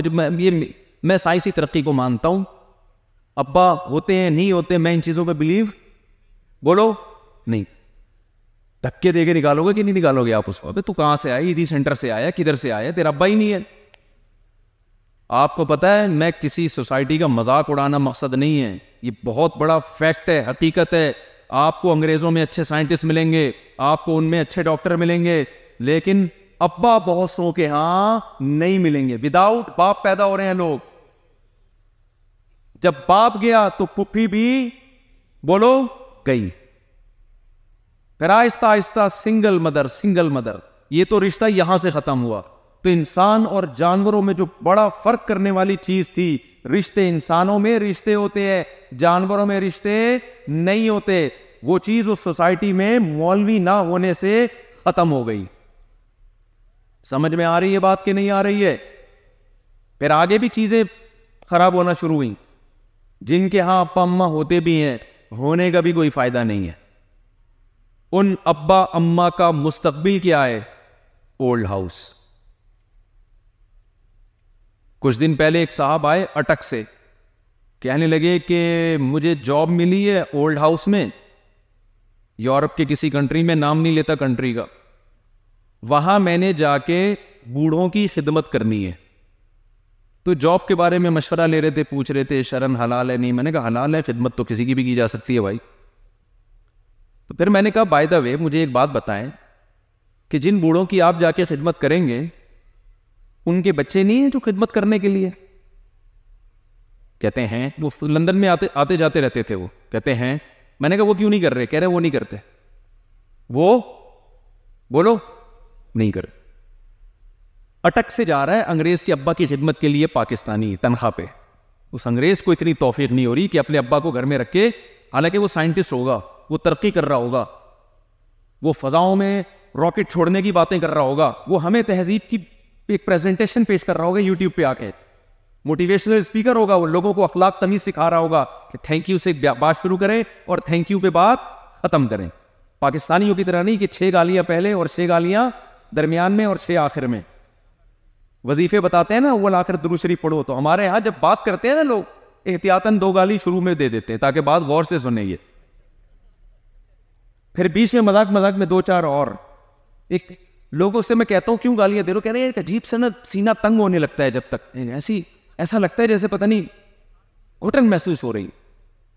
تو وہاں کے موٹیویشنل اسپیکر انگریزوں کے آپ کو سکھائیں گے یوٹیوب پہ, گالی مت دیا کرو, بات ایسے کیا کرو, thank you, nice to meet you too, اس طرح کے جملے کہا کرو. آپ اس سے پوچھیں یار آپ تو بہت پیارے اخلاق کے آدمی ہو, اتنے اچھے, ابا کہاں ہیں, کیا وہ اولڈ ہاؤس میں؟ یار ہمارا وہ گالی دینے والا زیادہ اچھا ہے جس نے ابا کو کہاں رکھا ہوا ہے؟ بولو, گھر میں رکھا ہوا ہے, اس کے قدموں میں جنت تلاش کر رہا ہے. سب سے پہلے کس کا حق ہے میرے بھائی؟ ماں اور باپ کا حق. تو میرے بھائی اگر آپ کی سوسائٹی میں مدرسے بند ہو گئے تو مولوی مارکیٹ سے شارٹ ہو گئے, یونیورسٹیاں ہوں گی, ڈاکٹر ہوں گے, سائنٹسٹ ہوں گے, لیکن آپ کا بڑھاپا بڑا خطرناک ہوگا. آپ بڑھاپے میں اپنی اولاد کی خدمت اور زیارت کو ترسو گے, اور آپ کی خدمت کے لیے اٹک سے لوگ آ کے آپ کی خدمت کر کے تنخواہ لیں گے. سمجھ میں نہیں آ رہی؟ ہمارا بڑھاپا اگر محفوظ ہے تو کس کی وجہ سے؟ مولویوں کی وجہ سے, قرآن کی وجہ سے. وہ ہمیں بتاتے ہیں وَلَا تَقُلْ لَهُمَا اُفٍّ, ماں باپ کا اللہ نے یہ احترام بتایا ہے کہ گالی دینا تو دور کی بات, ان کے سامنے اف کرنے کی بھی اجازت نہیں. یہ میڈیکل سائنس کا شعبہ نہیں ہے, یہ ڈاکٹروں کا شعبہ نہیں ہے, یہ پروفیسروں کا شعبہ نہیں ہے, یہ قرآن کا شعبہ ہے, اور ان لوگوں کا شعبہ ہے جو قرآن لوگوں کے سامنے بیان کرتے ہیں, جن کو علماء کہا جاتا ہے. وہ آپ کو بتاتے ہیں کہ نبی صلی اللہ علیہ وسلم نے فرمایا جس کو بوڑھے والدین ملے اور اس نے بڑھاپے میں ان کی خدمت کر کے جنت اپنے اوپر واجب نہ کر لی, اس پر اللہ کی لعنت, کہ اتنا بہترین آپشن جنت کمانے کا اس نے ضائع کر دیا. اب آپ بتاؤ, ایسا شخص جس کو یہ وحی سنائی جا رہی ہے کہ خدمت کر کے جنت واجب نہیں کر رہا, کیا وہ اپنے باپ کو اولڈ ہاؤس میں جمع کرائے گا اور جہنم کو واجب کرے گا اپنے اوپر؟ نہیں آ رہی میرا خیال ہے بات سمجھ میں؟ تو اگر میرے بھائی تم نے مولوی کو اپنی سوسائٹی سے نکال دیا, سب سے پہلے عورتوں کے حقوق پامال ہونا شروع ہوں گے. سمجھتے ہو نا؟ عورت پہ ظلم ہونا شروع ہوگا. کیسے؟ جیسے کہ ہوتا ہے مسلمان عورت کو عزت دے کے بیوی بنا کے گھر میں لے کر آتا ہے. ابھی میں ان کی کوٹھیاں دیکھ رہا تھا یہاں, جنہوں نے مجھے دعوت دی نا, یہ سب بیوی بچوں کے لیے بنا رہے ہیں نا کوٹھیاں. کس کے لیے بنا رہے ہیں؟ ہمارے بعد ہمارے بیوی بچے. اکیلا کلہ آدمی اپنے لیے اتنے کروڑوں روپے تھوڑی لگائے گا کوٹھی پہ. آپ انہی سے پوچھ لیں جو یورپ سے آئے, کیا انگریز اپنے بیوی بچوں کے لیے کروڑوں روپے کی کوٹھیاں بناتا ہے؟ مسلمان مرد کا عورت سے رشتہ نکاح کے ذریعے ہوتا ہے. وہ عزت کے ساتھ باپ کی دہلیز سے نکل کے شوہر کے گھر میں آتی ہے. شوہر ساری زندگی کے لیے اس کی کفالت کرتا ہے. صرف اپنی خواہش نہیں پوری کرتا, اس کے پیدا ہونے والے بچوں کا ساری زندگی کا محافظ کون ہے؟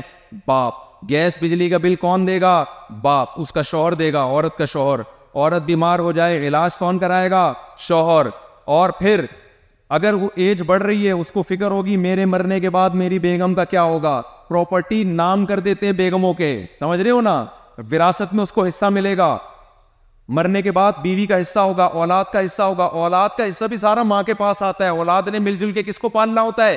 یعنی شوہر کا جو حصہ بیوی کو مل رہا ہے 12.5% وہ تو مل ہی رہا ہے, اور جو اولاد کو مل رہا ہے اس کا فائدہ بھی کون اٹھا رہی ہے؟ شوہر کی بیوی اٹھا رہی ہے. کتنے سارے فائدے چھوڑ کے دنیا سے گیا بھی اسی وجہ سے پہلے ہے کہ ٹینشنیں کس پر زیادہ تھی. میں نے بیوہ ہونے والی عورتیں تو بہت دیکھی ہیں, خواتین نہ بیان سن رہی ہوں بھائی, لیکن ایسے بہت کم دیکھے کہ خاتون پہلے گئی ہوں اور میاں بعد میں. اکثر یہی ہوتا ہے کہ پہلے آپ, اس کے بعد پھر ہم آپ کے پیچھے پیچھے آ رہے ہیں. اتنی ذمہ داریاں اٹھاتا ہے. لیکن اگر مولوی مارکیٹ سے آپ نے نکال دیا تو یہ ذمہ داریاں کوئی بھی نہیں اٹھائے گا. پھر عورت سے ریلیشن ایسے ہی ہوگا جیسے گدھے گھوڑوں کا ریلیشن ہوتا ہے. گدھا گدھی کی ذمہ داریاں اٹھاتا ہے, اپنی خواہش پوری کی اور مارکیٹ سے شارٹ. گھوڑا بھی یہی کام کرتا ہے, کتے بھی یہی کام کرتے ہیں. ہم تہذیب کا جو معیار ہے نا, 3 پیس سوٹ ٹائی نہا دھو کے نکلنا, اس کو ہم کیا سمجھتے ہیں؟ تہذیب. پڑھا لکھا آدمی ہو بھائی, پڑھا لکھا اس کو نہیں کہتے. یہ گیٹ اپ ہے پڑھے لکھوں والا, یہ تہذیب کا گیٹ اپ ہے. اصل میں یہ تہذیب نہیں. ایئر ہوسٹس کا گیٹ اپ بڑا اچھا ہوتا ہے تہذیب والا. جب بٹن دباؤ ایئر ہوسٹس آئے گی, کیا چاہیے آپ؟ گیٹ اپ بہت اچھا ہے. لیکن اللہ اس اخلاق کو اس وقت اخلاق مانے گا جب اس کا شوہر اس کو بلائے, اس کا باپ اس کو بلائے, اس کے بھائی اس کو بلائے, اور اسی سٹائل میں رپلائی کرے جیسے جہاز میں بیٹھے ہوئے مسافروں کو رپلائی کرتی ہے. نہیں آ رہی بات؟ جہاز میں آپ جاؤ, بٹن دباتے یہ روز سے, جی سر کیا چاہیے, آپ پانی چاہیے, یہ لو جی پانی, دوبارہ بٹن دباؤ, دوبارہ آ جائے گی, کیا چاہیے, پانی چاہیے, دوبارہ لے آئے گی. ایک دفعہ بھی اس کی پیشانی پہ لکیر نہیں آتی. لیکن یہ روسس کے اخلاق اللہ کی نظر میں اس وقت مقبول ہیں. یہ گھر میں ہوتی ہے تو شوہر یا ابا بٹن پہ پاؤں رکھ کے کھڑے ہو جاتے ہیں, یہ نہیں آئے گی. تو میرے بھائی اس کلچر کو سمجھو, اس کے پیچھے پاگل نہ ہو جاؤ. سائنسی ترقی کے ہم خلاف نہیں ہیں, لیکن یہ دین کے علم کے ساتھ ہونی چاہیے, علماء ہونے چاہیے سوسائٹی میں, ورنہ گائے کے گوشت میں اور کتے کے گوشت میں کوئی فرق نہیں رہے گا. چائنیز کتا کیوں کھاتے ہیں؟ ان کے ڈاکٹر کہتے ہیں بھائی جتنے پروٹین گائے میں ہیں اتنے ہی کتے میں بھی ہیں. تو پروٹین کے لحاظ سے تو کتے میں اور گائے میں کوئی فرق نہیں ہے, لیکن تہذیب کے لحاظ سے, انسان کی روحانیت کے لحاظ سے کتا انسانوں کے کھانے کی چیز نہیں. وہ مخلوق جو انسان کو کھاتا ہے, جس کو ہم اس وجہ سے کتا کہتے ہیں, آپ بھی اگر اس کو کھا رہے ہو تو آپ میں اور اس میں کوئی فرق ہو گیا؟ کتے کو کتا کیوں کہتے ہیں؟ انسان کو دیکھ کے کھانے کے لیے دوڑتا ہے نا. لیکن جب کتے کو چائنیز دیکھتے ہیں تو چائنیز کتے لگ رہے ہوتے ہیں اور کتا انسان لگ رہا ہوتا ہے, آگے آگے بھاگ رہا ہوتا ہے, اور چائنیز اس کے پیچھے پیچھے بھاگ رہے ہو. سمجھ میں نہیں آ رہی بات؟ میرا خیال ہے کتا انسانوں کے کھانے کی چیز نہیں ہے, مینڈک انسانوں کے کھانے کی چیز نہیں ہے. اگر آپ کی سوسائٹی سے علماء ختم ہو گئے تو آہستہ آہستہ لوگ مردار کھانا شروع کر دیں گے, پھر آہستہ آہستہ کتے کھانا شروع کر دیں گے, پھر مینڈک کھانا شروع کر دیں گے. آپ کہیں گے مفتی صاحب کتنی گندی گندی باتیں کر رہے ہو, مینڈک کوئی کھانے کی چیز ہے؟ او بھائی ابھی آپ کو لگ رہا ہے بری چیز ہے, جب آپ آہستہ آہستہ عادی ہو جائیں گے تو آپ کہیں گے مینڈک ہی کھانے کی چیز ہے, اس کے علاوہ کوئی کھانے کی چیز نہیں ہے. اگر آپ کی سوسائٹی میں علماء ختم ہو گئے تو شراب کثرت سے پی جانے لگے گی, سمجھتے ہو؟ اور وہ جرائم ہوں گے سوسائٹی میں جو ان کی سوسائٹی میں ہوتے ہیں. ان کی سوسائٹی میں زیادہ تر جرائم شراب کی وجہ سے ہوتے ہیں. مسلمان قوم میں شراب کا ریشو سب سے کم ہے. کیوں؟ علماء سب سے زیادہ ہیں. تو آپ لوگ چاہتے ہو نا کہ آپ کا بڑھاپا اچھا رہے, آپ کا خاندانی نظام اچھا رہے. اچھا, عورت کے حقوق کی بات کر رہا تھا میں. لیبل بہت ہے وہاں, لیکن عورت کو حقوق زنا میں ملتا ہے یا نکاح میں ملتا ہے؟ بولو نا. نکاح میں ملتے ہیں حقوق عورت کو. خواتین کے حقوق پہ تنظیمیں بہت ہیں, لیکن حقوق خواتین کو مسلم سوسائٹی میں خدا کی قسم زیادہ مل رہے ہیں. جب جوان ہوتی ہے شوہر ملتا ہے, عمر بڑھتی ہے اولادیں جوان ہو کے ماں کو پالنا شروع کر دیتی ہیں. اس نعمت سے انگریز محروم. ہم نے تو وہاں دیکھا ہے بوڑھی عورتیں کتے لے کے گھوم رہی ہیں تنہائی دور کرنے کے لیے. ہماری بوڑھی عورتوں پہ کتنے مزے ہوتے ہیں بھائی, بہو بھی, داماد بھی, پوتے بھی, نواسے بھی ہوتے ہیں کہ نہیں ہوتے؟ ان کے پاس تنہائی دور کرنے کے لیے کتے کے علاوہ کوئی آپشن بولو نہیں ہے. کیوں؟ ان کو کوئی مولوی نہیں تھا جس نے جوانی میں یہ بتایا ہو کہ شوہر رکھو, نسل بڑھاؤ, اولاد پیدا کرو, اس کی فضیلت ہے. نبی صلی اللہ علیہ وسلم نے فرمایا تزوج الودود الولود فانی مباحی بکم الامم. ایسی عورت سے نکاح کرو جو تم سے ٹوٹ کے محبت کرے, وفا کرے, اور تمہیں اولاد کثرت سے دے, تمہارا خاندان آباد کرے. گوروں کو یہ فضائل سنانے والا کوئی نہیں ہے. ان کے ماہرین معیشت نے بتایا کہ بھئی نسل بڑھنے سے غربت پھیلتی ہے. ہمارے قرآن نے بتایا وما من دابۃ الا علی اللہ رزقھا, نسل بڑھنے سے غربت نہیں پھیلتی. رزق کے کنجیاں کس کے پاس ہیں؟ اللہ کے پاس ہیں. جو اللہ بچہ پیدا ہوتے ہی ماں کی چھاتیوں میں دودھ پیدا کر سکتا ہے, وہ اس کے باقی خرچے بھی پورے کر سکتا ہے. ہمیں تو مولوی لوگ سمجھا کے فیملی پلاننگ کے زہریلے اثرات سے بچا رہے ہیں. گوروں کو بچانے والا کوئی نہیں تھا, لہذا وہاں نسلیں کم ہونا شروع ہو گئیں, اور پھر کم ہوتے ہوتے خطرناک حد تک گر گئی. اب وہ پیسے دے رہے ہیں بھائی 20 لاکھ روپے لے لو, نسل بڑھاؤ, ورنہ ہماری نسل کیا ہو جائے گی؟ ختم ہو جائے گی. بچے مارکیٹ سے شارٹ ہو جائیں گے. پاکستانیوں نے اس کا ناجائز فائدہ اٹھایا. پاکستانیوں نے آسٹریلیا میں یہ قانون بنا تھا کہ بچہ پیدا کرو اتنے لاکھ روپے دیں گے. پاکستانی یہاں سے دھڑا دھڑ گئے, انہوں نے کہ اس کے علاوہ ہم نے کوئی اور کام نہیں کرنا. دبا کے اسپیڈ بڑھا دی, گورنمنٹ کا ٹھیک ٹھاک پیسہ خرچ ہونے لگا, گورنمنٹ نے یہ اسکیم ہی ختم کر دی. میں جب آسٹریلیا گیا تو مجھے لوگوں نے بتایا مفتی صاحب گورنمنٹ نے وہ بچہ پیدا کرنے والی ہماری وجہ سے, انہوں نے کہا یہ تو آسٹریلیا سارا پاکستانیوں سے آباد ہو جائے گا, پھر اس جگہوں کے نام آسٹریلیا میں چھانگا مانگا بھی ہوگا, چیچا وطنی بھی ہوگا, سارا کلچر ہی چینج ہو جائے گا. پھر آسٹریلیا کا جو وزیر اعظم بنے گا عبد الغفور, ٹھیک ہے نا, انہوں نے کہا تو سارا کلچر, ہماری تو بڑھ نہیں رہی, ان کی بڑھ رہی ہے, تو انہوں نے وہ سیٹ اپ کیا کر دیا, ختم. میں جب آسٹریلیا گیا میں نے وہاں لوگوں میں بیان کیا, میں نے کہا دیکھو بھائی گورنمنٹ کی طرف سے الاؤنس ختم ہو گیا ہے, اسپیڈ میں کمی نہیں آنی چاہیے. میں نے کہا اسپیڈ ہی اللہ کی خاطر ہے, یہ پیسوں کی خاطر نہیں ہے. اب پتہ نہیں اس کے بعد اسپیڈ بڑی نہیں بڑی, اللہ ہی جانے. تو بھائی ہمیں ہمارے خاندانوں کو بچانے کے لیے علماء ہیں جنہوں نے ہمیں فیملی پلاننگ سے متاثر ہونے نہیں دیا. گورا اس نظریے سے ڈس گیا اور اپنے خاندانوں اور نسلوں کو ختم کر کے بڑھاپے میں ان کے بوڑھوں کے ہاتھ میں بھی کتے آ گئے اور بوڑھیوں کے ہاتھ میں بھی کتے آ گئے. میں تو خواتین کو کہتا ہوں کہ جوانی میں شادی کرو, یہ بڑھاپے میں کتا پالنے سے بہتر ہے کہ جوانی میں شوہر پال لو. اگر جوانی میں شوہر نہیں پالا, آج کل کی لڑکیاں بھی نا بڑی ماڈرن بن رہی ہیں, ایکچولی ایجوکیشن, ایکچولی ابھی ہم نے اپنا کیریئر کو بڑھانا ہے, ایکچولی ابھی تو یہ شادی وادی نہیں. او بھائی نیچر سے کیوں بغاوت کر رہی ہو؟ آپ کو ہم کب کہہ رہے ہیں تعلیم حاصل نہ کرو, لیکن ٹائم پہ نکاح کرو. جب آپ کی ایج زیادہ ہو گئی آپ اچھی ڈاکٹر تو بن جاؤ گی, مرد کو آپ میں دلچسپی نہیں رہے گی, وہ علاج کرانے آپ کے پاس آ جائے گا, یہ ڈاکٹر صاحب ہیں. تو آپ کیوں جدید جذبات سے, یہ جو پڑھی لکھی خواتین جو بہت زیادہ پڑھ لی ہے نا, جن کی ٹائم پہ شادی, ان کا بڑھاپا تو دیکھو کیسا گزر رہا ہے, کوئی پوچھنے والا نہیں ہوتا.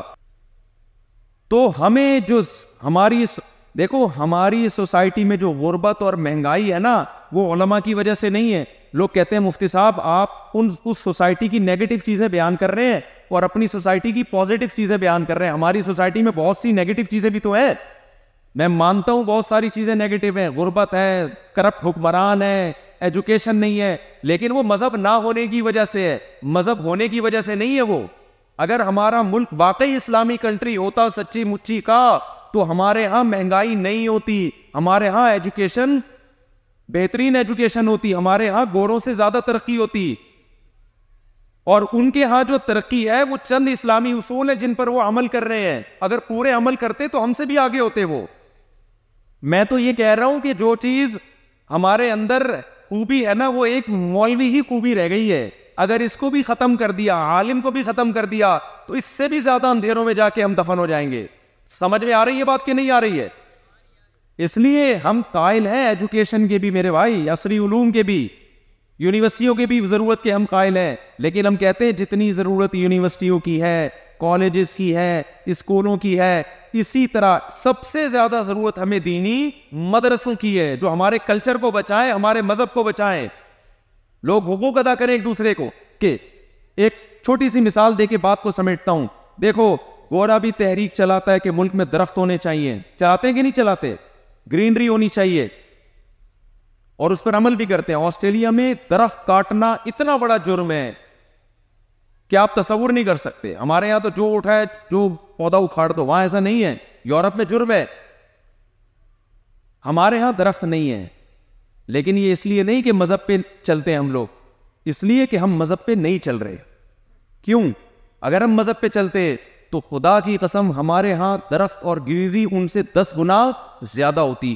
کیونکہ انگریز درخت لگاتا ہے دنیا کا فائدہ حاصل کرنے کے لیے, پولوشن کم ہو جائے گی, آکسیجن کا لیول بڑھ جائے گا, بس اس سے زیادہ اس کے پاس موٹیویشن کا کوئی ذریعہ نہیں ہے. ہمارے پیغمبر صلی اللہ علیہ وسلم نے ہمیں فرمایا کہ جس نے درخت لگایا, بخاری مسلم کی حدیث, اور زندگی میں اس سے فائدہ نہ بھی اٹھا سکا, مرنے کے بعد جو چرند پرند بھی اس درخت سے کھائیں گے, اس کو صدقے کا ثواب قبر میں ملتا رہے گا. آکسیجن تو انسانوں کو فائدہ پہنچا رہی ہے, جانوروں کو فائدہ پہنچانے کا بھی ثواب ملے گا. تو ہمارے ہاں درختوں کا ریشو ان سے زیادہ ہونا چاہیے تھے, نہیں ہونا چاہیے تھا, زیادہ ہونا چاہیے تھا. لیکن ہے کیوں نہیں؟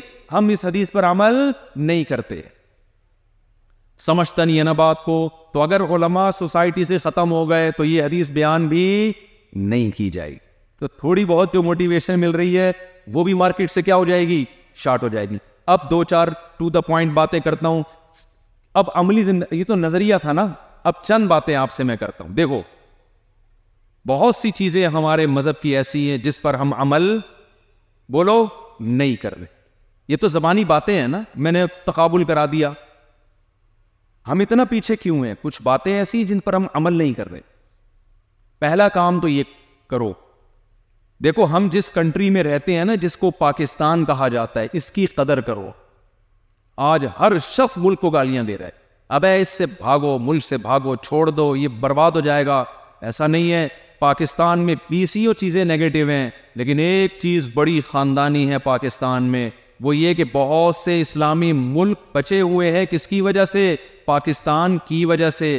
آپ کا حرمین محفوظ ہے کس کی وجہ سے؟ پاکستان کی وجہ سے. پاکستان دفاعی لحاظ سے مضبوط کنٹری ہے, ایٹمی طاقت ہے, مضبوط فوج ہے, مضبوط نیوی ہے, مضبوط ایئر فورس ہے, مضبوط آرمی ہے. یہ ایک ایسا پازیٹو ہمارے ہاں پہلو ہے جس سے بہت سارے اسلامی کنٹریز محروم ہیں. آپ کا جو حرمین بچا ہوا ہے وہ اسباب کی دنیا میں پاکستان کی وجہ سے بچا ہوا ہے. لہذا نیگیٹیوٹی اتنی پھیلاؤ جتنی افورڈ کر سکو. اگر یہ ملک ختم ہو گیا تو سب سے پہلے میں اور آپ ختم ہوں گے, اور یہ جو باریں ہیں نا دین کی, مدارس, یہ سب ختم ہو جائیں گے. تو آپ سیاسی لیڈروں کی حمایت بھی کریں, مخالفت بھی کریں. نہ حمایت میں ایکسٹریم لیول پہ جائیں, نہ مخالفت میں. اتنا آگے نکل جانا کسی کی حمایت یا مخالفت میں کہ ملک کی سالمیت خطرے میں پڑ جائے, ایسا ہم نے ہرگز نہیں کرنا. اس کا عزم کرتے ہیں کہ نہیں کرتے؟ جو ہمارے فوجی بارڈر پہ لڑ رہے ہیں نا, وہ ڈی موٹیویٹ ہو جائیں گے, ان کے حوصلے کیا ہو جائیں گے؟ پست ہو جائیں گے. ہم نے ان کا حوصلہ کم کرنے کے بجائے کیا کرنا ہے؟ بڑھانا ہے ان کا حوصلہ. تو جب ہی بڑھائیں گے جب ہمارے دل میں بھی تو اپنے ملک کی قدر ہوگی نا. ہر آدمی کھا بھی رہا ہے, دبا کے پراٹھے پھوڑ رہا ہے, کہہ رہے غربت, مہنگائی, کھانے کو نہیں مل رہا. تو ابھی 2 پراٹھے کس چکر میں کہاں سے کھا کے آیا؟ تو میں مانتا ہوں غربت مہنگائی ہے, لیکن زیادہ تر لوگ غربت مہنگائی کا شور وہ مچا رہے ہوتے ہیں جن کی توندیں بھری ہوئی ہیں, فل دبا کے کھا رہے ہیں وہ چیز زیادہ. غریب کو تو رکشہ چلانے سے فرصت ہی نہیں مل رہی بیچارے کو. تو نیگیٹو بات بھی کرو اتنی جتنی افورڈ بولو کر سکتے. میں بھی یورپ گیا نا, مجھے کسی نے کہا کہ مفتی صاحب وہاں اتنی غربت مہنگائی, آپ کیسے رہو گے؟ میں نے کہا بھائی ہم وہاں پر پتہ نہیں 16-17 پہ تو بھول جاتا ہوں, 16.25. میں نے کہا ہم وہاں 16.25 بچوں کو الحمدللہ پاکستان میں پال رہے ہیں. ہم یورپ میں 16.25 بچے بولو نہیں پال سکتے. اتنی مہنگائی کے باوجود بھی سستا ہے. تمہیں تنخواہیں یورو اور ڈالر میں مل رہی ہے, تو ایکسپینسز بھی تو تمہارے خرچے بھی تو کس میں ہیں؟ ڈالر میں اور بولو یورو میں. مہنگائی تو ہم بچپن سے سنتے آ رہے ہیں. کوئی دن ایسا آیا کہ کبھی آپ نے یہ خوشخبری سنی ہو کہ مہنگائی کم ہو رہی ہے؟ کوئی بتاؤ نا. ابے بڑھتی جا رہی ہے, پھر بھی دیگوں کے ڈھکن کھل رہے ہیں الحمدللہ. کیا کہنے, شادی بیاہ پہ کھا بھی رہے ہیں, کھلا بھی رہے ہیں, بچے بھی اسپیڈ سے پیدا ہو رہے ہیں. تعلیم گاہوں میں تعلیم نہیں ہے, اس کا غربت مہنگائی سے تعلق نہیں, وہ تو گورنمنٹ سے تعلق ہے نا. تو اتنی نیگیٹیوٹی بھی نہیں ہے بھائی, پھیلاؤ. ٹھیک ہے غربت بھی ہے, مہنگائی بھی ہے, اور غریب بیچارہ پس بھی رہا ہے, لیکن جو لوگ اس طرح کی باتیں کر رہے ہیں وہ کھانے پینے والے لوگ ہی ہیں جن کی توندیں بھری ہوئی ہیں. تو اس ملک نے ہمیں کھلایا بھی الحمدللہ بہت ہے. سمجھتے ہو یہ آزادی ہے جو ہم مختلف قومیں یہاں آباد ہیں, اس سے انسان کی جو مینٹل گرو ہے نا, بہت تیزی سے گرو کرتا ہے انسان کا دماغ. جب مختلف زبانیں, مختلف قومیں, محبتیں ہیں یہاں پہ, یہ محبتیں آپ کو وہاں نظر بولو نہیں آئیں گی. تو پہلی بات, ہم نے ملک کی سالمیت پہ کوئی سمجھوتا بولو نہیں کرنا. کسی بھی سیاسی لیڈر کی نہ مخالفت نہ حمایت کریں, اتنی نہیں کہ ملک کی سالمیت خطرے میں پڑ جائے. اور جو ہمارے بارڈر پہ لڑنے والے, جو بارڈر کی حفاظت کرنے والے فوجی ہیں, ہم نے کبھی بھی ان کو ڈی موٹیویٹ, ان کی حوصلہ شکنی بولو نہیں کرنی. ہم اس کو افضل ترین جہاد سمجھتے ہیں پاکستان کی حفاظت کرنے کو. جو فوجی بھی حفاظت میں لگا ہوا ہے, ڈیوٹی دے رہا ہے, تو ہم اس عمل کو افضل ترین جہاد سمجھتے ہیں. یہ کام کرو گے کہ نہیں کرو گے؟ دوسرا کام, اللہ میاں نے ہم میں اور انگریز میں کیا فرق ہے؟ انگریز اللہ کو نہیں مانتا، ہم اللہ کو مانتے ہیں. انگریز سے پوچھو، کہتے ہیں میں تو مانتا ہوں. جب بھی کوئی مشکل آتی ہے کہتے ہیں او مائی گاڈ. اس کا مطلب گاڈ کو مانتا ہے نا وہ. میرے بھائی، اللہ ایسے ماننے کو قبول نہیں کرتا جس میں اللہ کے کہنے پہ نہ آپ نماز پڑھ رہے ہیں، نہ آپ زکوٰۃ دے رہے ہیں، نہ آپ حج کر رہے ہیں، نہ آپ روزہ رکھ رہے ہیں. اللہ کہتا ہے جو مجھے مانتا ہے، جو گاڈ کو مانتا ہے. تو پھر خدا نے مؤذن کو فجر میں کہلوا دیا حی علی الصلاۃ، آ جاؤ نماز کی طرف. اگر آپ گاڈ کو، اللہ کو مانتے ہو تو بستر چھوڑ کے کہاں جانا پڑے گا آپ کو؟ نماز کے لیے. اگر نہیں جاتے، اس کا مطلب آپ میں اور انگریز کے ماننے میں کوئی فرق بولو نہیں ہے. دیکھو، ایک عورت اپنے شوہر سے کہتی ہے کہ آپ میرے ہسبینڈ ہیں. شوہر کہتے ہیں ماشاءاللہ بہت خوشی ہوئی مجھے یہ جملہ آپ کے منہ سے سن کے، میں بہت تھکا ہوا ہوں، ذرا میرے لیے چائے بنا رہی. کہتی میں نہیں بنا رہی، لیکن آپ میرے ہسبینڈ ہیں. آپ کو بھوک لگ رہی ہے، آپ کہتے دیکھو بیگم میں باہر سے سبزی بھی لے کر آ گیا، گوشت بھی لے کر آ گیا، آٹا بھی، یہ خدمت میں نے کر لی، اب روٹی پکانے کی خدمت کون کرے گا؟ تم کر لو. بیگم کہتی ہے نہیں، آپ میرے ہسبینڈ ہیں، میں مانتی. آپ پھر بیگم سے کہتے ہیں دیکھو صرف میں لے آیا، واشنگ مشین میں لے آیا، یہ ساری خدمتیں میں نے کی، کپڑے دھونے کا کام کون کرے گا؟ تم کر لو. بیگم کہتی ہے نہیں، لیکن آپ میرے ہسبینڈ ہیں. آپ کو غصہ آئے گا، مت بولو یہ لفظ کہ میں تمہارا ہسبینڈ، تم مجھے وسیم بھائی بولا کرو، ٹھیک ہے نا؟ غفور بول دیا کرو، وسیم بول دیا کرو، ستار بول دیا کرو. یہ ہسبینڈ کا لفظ نا مجھے تمہارے منہ سے بالکل اچھا، جو خان سامہ ہے، میں سارے کام کروں باہر کے، گھر کا کام میں تم ہلنے کے لیے تیار نہ ہو، تو آپ کو غصہ آئے گا کہ نہیں آئے گا؟ تو انگریز بھی اللہ کو کہتے ہیں او مائی گاڈ گاڈ گاڈ گاڈ. اللہ کہتا ہے نماز پڑھو، انگریز کہتے ہیں نہیں پڑھوں گا. اللہ میاں کہتے ہیں رمضان کے روزے رکھو، انگریز کہتے ہیں نہیں رکھوں گا. اللہ میاں کہتے ہیں زکوٰۃ دو، انگریز کہتے ہیں نہیں دوں گا. اللہ میاں کہتے ہیں کہ زنا سے بچو، انگریز کہتے ہیں نہیں بچوں گا. پھر اللہ بھی کہتا ہے مجھے خدا کے لیے گاڈ کا لفظ میرے لیے استعمال نہ کیا کرو. اللہ کو جب مانا جاتا ہے جب اللہ کے حکم کو فالو کیا جائے. آپ کا دعویٰ قیامت کے دن اللہ اس وقت مانے گا. آپ دعویٰ کرو گے اللہ میں تجھے مانتا تھا، قبر میں جب جاؤ گے تو فرشتہ سوال کرتا ہے نا مر ربک، تمہارا رب کون ہے؟ آپ جواب میں کیا کہو گے؟ اللہ. ایسا نہ فرشتہ وہی رکھ کے چپیٹ لگا دے گا. بولے اگر تو اللہ کو مانتا ہے نالائق، جب فجر کی اذان تھی حی علی الصلاۃ، اللہ کہہ رہا تھا آؤ، کیوں نہیں آیا تھا؟ اللہ نے کہا کہ ظہر کے لیے آؤ، تو کیوں نہیں آیا؟ اللہ نے کہا رمضان کے روزے رکھو، تو نے کیوں نہیں رکھے؟ اللہ نے کہا حج فرض ہو جائے تو حج کرو، تو نے کیوں نہیں رکھا؟ تو آخرت کے عذاب سے پہلے قبر میں ہی ٹھکائی شروع ہو جائے گی کہ جھوٹ کیوں بولا کہ اللہ میرا خدا ہے. میں سمجھا پا رہا ہوں اپنی بات؟ تو اللہ کے حقوق میں سب سے پہلا کام کیا کرنا ہے؟ نماز کی 5 وقت بولو پابندی کرو گے کہ نہیں کرو گے؟ نمبر 2، اللہ کے حقوق میں نماز کے بعد سب سے بڑا حکم ہے زکوٰۃ. کتنے کروڑ پتی مالدار لوگ ہیں اپنے مالوں کی زکوٰۃ نہیں نکالتے، اسی میں پیداوار کا عشر بھی ہے. یہاں ماشاءاللہ آپ لوگوں کے پاس بڑی بڑی زمینیں ہیں، ان میں گندم بھی اگ رہی ہے، جوار بھی اگ رہی ہے، پتہ نہیں کیا کیا اگ رہا ہے. قرآن مجید کہتا ہے، دیکھو انگریز کہتا ہے کہ میں زمین میں بیج ڈالتا ہوں اور ٹریکٹر سے میں محنت کرتا ہوں، زمین سے میں پانی نکالتا ہوں، پیداوار نکلتی ہے، پوری پیداوار میری ہے. اللہ کہتے ہیں نا نا نا نا ما کان لکم ان تنبتوا شجرہا، تمہارا کام صرف زمین میں بیج ڈالنا ہے، اسے تناور درخت بنانا کس کا کام ہے؟ میرا کام ہے. تمہارا کام زمین سے پانی نکالنا ہے، زمین میں پانی پہنچایا کس نے؟ میں نے پہنچایا. اگر یہ پانی میں اور زیر زمین لے جاؤں تمہارے اندر طاقت نہیں ہے کہ تم پانی کو نکال سکو. یہ ساری نعمتیں پیداوار کی میں دے رہا ہوں، لہذا اگر تم مجھے مانتے ہو آتو حقہ یوم حصادہ، جب کھیتی کٹے گی تو میرا حصہ اس میں سے الگ نکال کے رکھ لینا. وہ میرا حصہ کیا ہے؟ اگر زیادہ تر بارشوں سے زمین سیراب ہو رہی ہے تو 10واں حصہ نکال دینا. خود محنت کر کے پانی نکالا ہے تو 20واں حصہ نکال دینا. تو یہ 20واں حصہ مجھے دے دو نکال کے. اللہ تیرے تک تو پہنچنا ممکن نہیں ہے. دیکھو جو اللہ کے شکر گزار بندے ہوتے ہیں، جب پیداوار پیدا ہوتی ہے وہ کہتے ہیں ہم نے پیدا نہیں کی، یہ کس نے پیدا کی ہے؟ اللہ نے. جب اللہ کہہ رہا ہے میرا حصہ چاہیے، یہ میں نے پیدا کی ہے. اللہ کو ماننے والے خوشی خوشی اللہ کا حصہ نکالتے ہیں. آتو حقہ، کتنی مزیدار آیت ہے، ایسا مزہ آتا ہے یہ پڑھنے میں. آتو حقہ یوم حصادی، اللہ کہتے ہیں میں نے بارشیں برسائیں، میں نے پودے اگائے، لہذا جب یہ فصل کٹے گی تو میں نے یہ سب کچھ اس لیے کیا تاکہ تم میرا حصہ نکال دو، مجھے یاد رکھو۔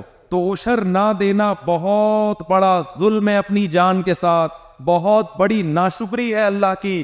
جتنے زمیندار یہاں بیٹھے ہوئے ہیں آج سے عزم کریں جس دن پیداوار کٹے گی 10واں یا 20واں حصہ اللہ کے لیے نکال کے اسی دن الگ کر دیں گے، خوشی خوشی، جرمانہ سمجھ کے نہیں۔ پھر اللہ تک پہنچائے کیسے؟ تو اللہ میاں نے کہا میرے نمائندے زمین میں غریبوں کی شکل میں گھوم رہے ہوں گے، ان غریبوں کو پکڑا دینا۔ سمجھ میں آ رہی ہے بات کہ نہیں آ رہی ہے؟ عشر نکالیں گے کہ نہیں نکالیں گے؟ زکوٰۃ دیں گے کہ نہیں دیں گے؟ تیسرا رمضان کے روزے، چوتھا حج، حج آنے والا ہے۔ بہت سے لوگوں کو اللہ نے بڑا پیسہ دیا لیکن وہ حج کو مؤخر کرتے ہیں بڑھاپے کے لیے کہ جب جی بوڑھے ہو جائیں گے تو حج کریں گے، جب سارے کام کاج سے فارغ ہو جائیں گے۔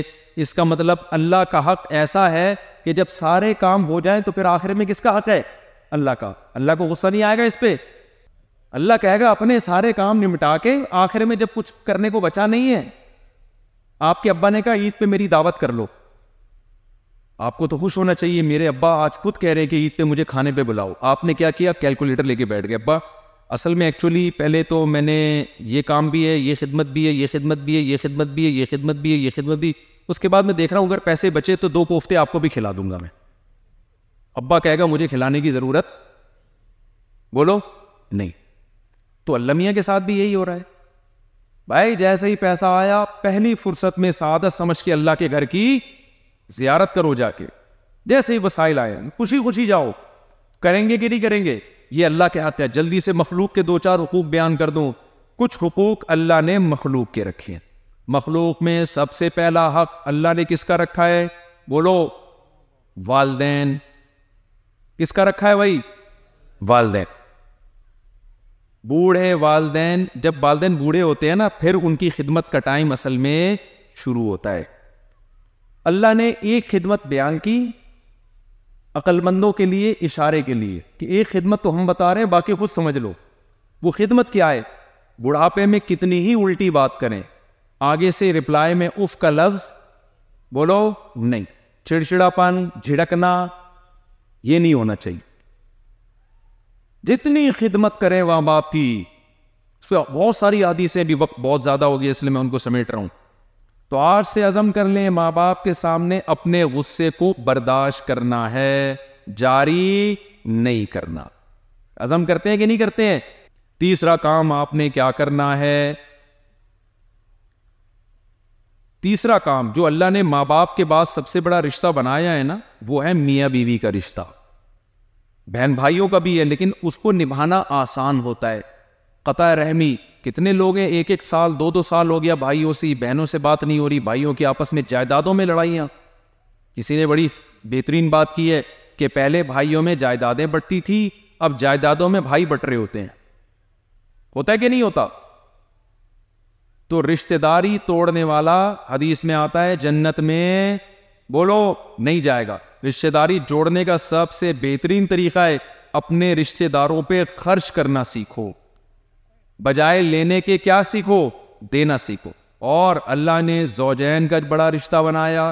مردوں میں خاص طور پر دیہاتی زندگی میں سب سے بڑا فالٹ یہ ہے کہ وہ دوستوں کے ساتھ خوش مزاج ہوتے ہیں، بیگم کے ساتھ شادی کے شروع کے 2 مہینوں میں تو بڑے اچھے چل رہے ہوتے ہیں، اس کے بعد بیگم کے ساتھ تمیز سے بات کرنا چھوڑ دیتے ہیں، ان کو پتہ ہے کہ یہ کیا بگاڑ لے گی ہمارا۔ جبکہ محمد صلی اللہ علیہ وسلم نے فرمایا کہ سب سے زیادہ بہتر وہ ہے جس کے اخلاق اپنی گھر والی کے ساتھ سب سے اچھے۔ تو اپنی جو یہاں جتنے بھی شادی شدے ہوئے لوگ بیٹھے ہوئے ہیں نا، اپنی گھر والی کو پاؤں کی جوتی یا لونڈی یا غلام بولو مت سمجھے، اس کو شریک حیات سمجھیں۔ شریک حیات پتہ ہے کیا؟ ہم سفر۔ آپ جب بس میں سفر کر رہے ہوتے ہو، آپ کے ساتھ جو بندہ بیٹھا ہوا ہوتا ہے وہ آپ کا غلام ہوتا ہے؟ یہاں پہ ہوتا ہے بے ادھر ہو، ایسے بات کرتے ہو؟ وہ کہے گا بھائی صاحب کیا ہو گیا، تمیز سے بات کرو۔ تو وہ ہم سفر ہے نا، تو اس سے بنا کے رکھتے ہیں، تمیز سے عزت دو گے۔ ہمارے پیغمبر کے کیسے اخلاق تھے بھائی؟ جب گھر میں آتے تھے نبی، حضرت عائشہ فرماتی ہے مسکراتے چہرے کے ساتھ آتے تھے۔ کیسے آتے تھے؟ آج بہت سے لوگ دوستوں میں ہا ہا ہو ادھر ہوا گپے مار رہا ہے، گھر میں آئے گا ایک دم جیسے ہلاکو خان یا چنگیز خان نے بغداد پہ حملہ کر دیا ہے. تکبر ہے، تکبر، مرد میں تکبر آ جاتا ہے. کہتے ہیں میں کیوں اس سے تمیز سے، یہ تو میری گویا کہ باندھی ہے، یہ غلط ہے میرے بھائی، یہ غلط ہے. اچھا جب میں یہ باتیں کرتا ہوں میرے رشتے اور آنا شروع ہو جاتے ہیں. وہ تو مجھے ایک لطیفہ یاد آتا ہے.